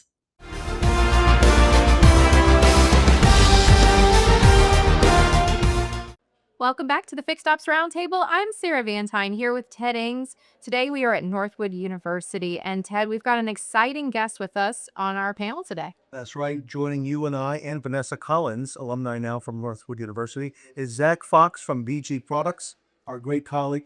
Zack, welcome back to Northwood and the Fixed Ops Round. Yeah, it's great to be back. This is my second visit here for this style event right at the auto show. So it's good to come back, and I knew right where I was going for once. It was great. And Zack, there's a lot of energy, especially this weekend, because this is like their Super Bowl up here with the big auto show. Absolutely. You're just pulling in and you see the extent of it because you're going from one parking lot to the next. All the buildings are filled. Kind of people everywhere. It's a little crazier as you're finding your way through the place just because it's there's so much going on in this. It's a lot of fun to you see everything just even on the way to this building. And all the vehicles here, I'm thinking, they all need BG products. So it's a great fit. And congratulations to you and BG on all the great strides you've made over the last 54 plus years, but especially in the last couple of years with things like the big OEM TREGO. Yeah, the OEM programs have been huge in the past few years here, and they keep expanding. Right now it's AC Delco with GM and then Motorcraft with Ford. And those are all AC Delco and Motorcraft part numbers. So the good side of that is as your stores use our products that have been thoroughly tested and the vetting process went on for years to get to this point.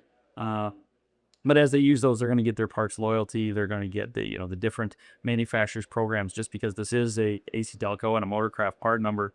But it is our chemical going in there that's been tested and thoroughly vetted, and hopefully we've got a few more OEMs working down the line.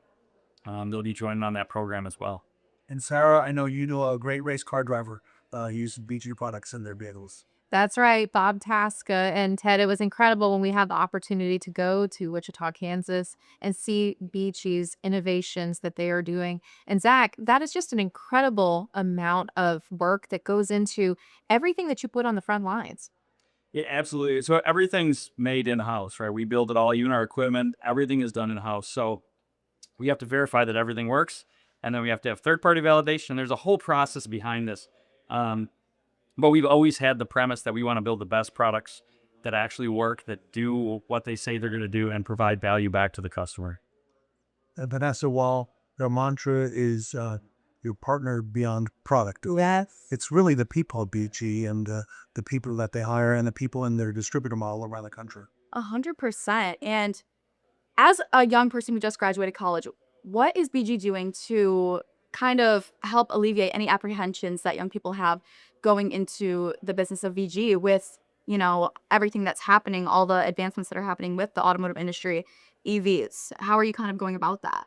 And so EVs is one of the questions that pops up quite a bit, and I get it from some of the people that are usually on the younger side. We're looking to see where we're going to spend not the next 5 years of our career, but the next 40 years of our career. And the biggest thing around that is the industry changes, the companies change, we all adapt, we all change. And that's kind of the fun part of this industry for me is that, 5 years from now, it's going to look very different than it did 5 years ago. Yeah. But we're still going to be here. We're still going to be successful. And I've seen a lot of young people that are joining. They're getting in. They're working for us, but working at other companies as well. They're seeing that workforce. The 30-somethings, the 40-somethings, the 20-somethings. They're getting into it because there's always a career in automotive. It's going to go on. And we kind of always joke about it that even when you try and get out of the automotive industry, you leave for 6 months and all of a sudden you're right back. That it finds its way to bring you back in. So there's always a really good long-term career out there in the automotive industry, whether it be aftermarket or for the OEMs or for the dealerships. There's just tons of opportunity still out there. And Vanessa, there have been times on the Fixed Ops Roundtable, as you know, we have a 4-day show, that Zack has actually delivered all 3 days, okay, on the Roundtable for BG segments. And you've talked about things like the menu, okay, smart. Take us through some of those things because it's a lot more than product. Absolutely, it's more than product. The big piece behind that is anyone can build a product. Anyone can put it on a shelf, but we need to get it off the shelf because the dealership doesn't make any money by having things on their shelf. We want to get that moving. So in order to do that, like I said, in-house, we try and do as much in-house as possible. We've got our menu programs. We've got our reporting programs. We're doing warranty analysis or warranty labor rate and parts rate increases as well. So that all those pieces surround it and really help the dealerships, as they move forward and they want to be profitable and can adapt to the changes better because we're not just selling products, right? The menu program is a huge one that has been really taken off.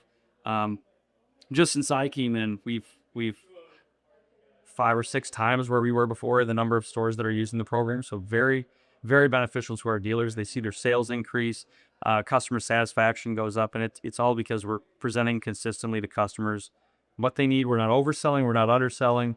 And it's an easy tool, so it's really gone well at the stores that use it. And Sarah, I think part of the recipe is a big part is the training that BG provides. I know Mike Bauer just recently did a segment with us on the 0.3 effect, talking about things like smart VMA menus and so on, if you want to hear some of that. Yes, and Ted, one of the biggest pieces that Zack, I'd love to get your perspective on it, but it's that really collaboration with the dealerships. It's that education because service advisors, they may have, some hesitancy when they have that customer that's in the lane or the technician has done the work on the vehicle and now they're making these recommendations. So Zack, I know this education piece is really a critical component when it comes to how dealers are successful with a partner like BG. Absolutely. So one of the biggest pieces of training is obviously just doing the services, knowing why to do them. But a lot of times the education piece gets messed where we're teaching the technicians, teaching the advisors, teaching the customers what the issue is with their vehicle, how this benefits them, all those pieces. So a lot of times it's just, hey, go out there and sell more. And that's great. But if they know why they're selling something, why they're doing this, and where they're bringing that value back to the customer, it's completely different. And part of our approach to that is having our distributors and having our reps that are out there because we have about 800 reps in the field. And so that leads to your rep at your dealership living in your neighborhood. They're close by. They know the roads. They know the area. They know the customers. They're not driving from 4 hours away to take care of your account or drop shipping anything. They live down the street and they can swing in. They can take care of you. And that allows them to spend more time with that store doing training, one-on-one with advisors, one-on-one with techs, versus just doing maybe a virtual training. And we have plenty of those too. Yeah. Right. There's the advisor app, the tech app, Certified is online, all these different tools that are online. And those are great to kind of fill in the little gaps and pieces as you go. But really having that face-to-face interaction with a rep on a weekly basis is huge to that training piece. That's great. All those initiatives are really a testament to BG's slogan, your partner beyond products. So that's awesome. You mentioned how the industry has changed over the last 5 years. It's going to evolve and change again over the next 5 to 10. One of the things we've been talking about at the Roundtable are these technicians now becoming more front-facing, actually doing a video for the customer with what they found. And I don't know if you'd like to speak to that, but I think the importance of what you do, the education that you provide to people, including technicians, on what BG can do, and then now they can relay it to the customer. And I think the customers really dig it. I like that. Absolutely. The more knowledgeable the technician can be when they're talking to the customer, the better off they're going to be. They don't want to say, well, here's your issue and here's how I'm going to solve it. Without being able to kind of get in there and say, oh, this is the carbon, this is where the carbon deposits come from. This is how the product works. This is how we clean it up. It's going to be safe. It's not going to cause these problems. And you kind of walk that customer through it, get a lot of good buy-in for the customer, feel safe in doing the service, but also understand that, hey, this is necessary. This is helping your vehicle run better, last longer, and explaining how that actually takes place. So much exciting things, Vanessa, and BG is really a leader, not only in the product innovation and what they provide with the dealerships, but then the education as well. There's just a lot happening when it comes to taking the next generation and bringing them along. 100%. And that's so important to either support the next generation. I see what you do here with the Fixed Ops Roundtable, continuously not only educating people within your company, but also others in dealerships. And I think that's so important. So that's awesome. Absolutely. Zach, last question for today, and then we'll let you go. What's ahead for BG? What's on the horizon? I know you're constantly innovating, working on new things. I don't know if you could speak to everything you're working on, but is there anything you want to share with the audience, things that are coming or things that are being enhanced by BG? As an example, Andy recently shared with us some of the things you look inside the engine with that BG experience. Now something totally different, which is really unique in the BG. Yeah, so the BG experience, that is the 3D where you put on the goggles. You can kind of really analyze how an engine's set up there, and it's a great tool for showing customers exactly what we're talking about. Sometimes we're saying, all right, your timing chain's worn, that's correct. Not every customer knows what a timing chain is, what it looks like, where it is, what the guides are. And so being able to use some of these different tools that we've been building, it really lets you show that to the customer, explain what it is, build some confidence in them. But as far as augmented reality, augmented reality, yeah, we're putting on the VR glasses. You're kind of spinning the engine, little 3D. That's really cool. And there's tons of tools like that. But even our tech apps and our advisor apps, where you can scan the bin, you can pull it up, know exactly where to connect, how to do the service, what RPM to set everything at, which fluids are compatible, all those different pieces, constantly updated, constantly changing, adding. With the feedback we get from our customers, that's the good side. We're big enough that we get enough feedback from our customers that we go, oh, this is what you need, then this is what we built, right? So constantly changing in that. Obviously, products change over time, right? As engines change, the products change to match those needs. And so we're constantly testing. I'm not in Wichita constantly, but as I go in there, every time I'm in there, it's a new vehicles being analyzed, the new products being run, testing's constantly taking place. And that's the fun for me. I get to go back every so often when I head into the our main headquarters and just see what's new and see the new pieces and see the testing.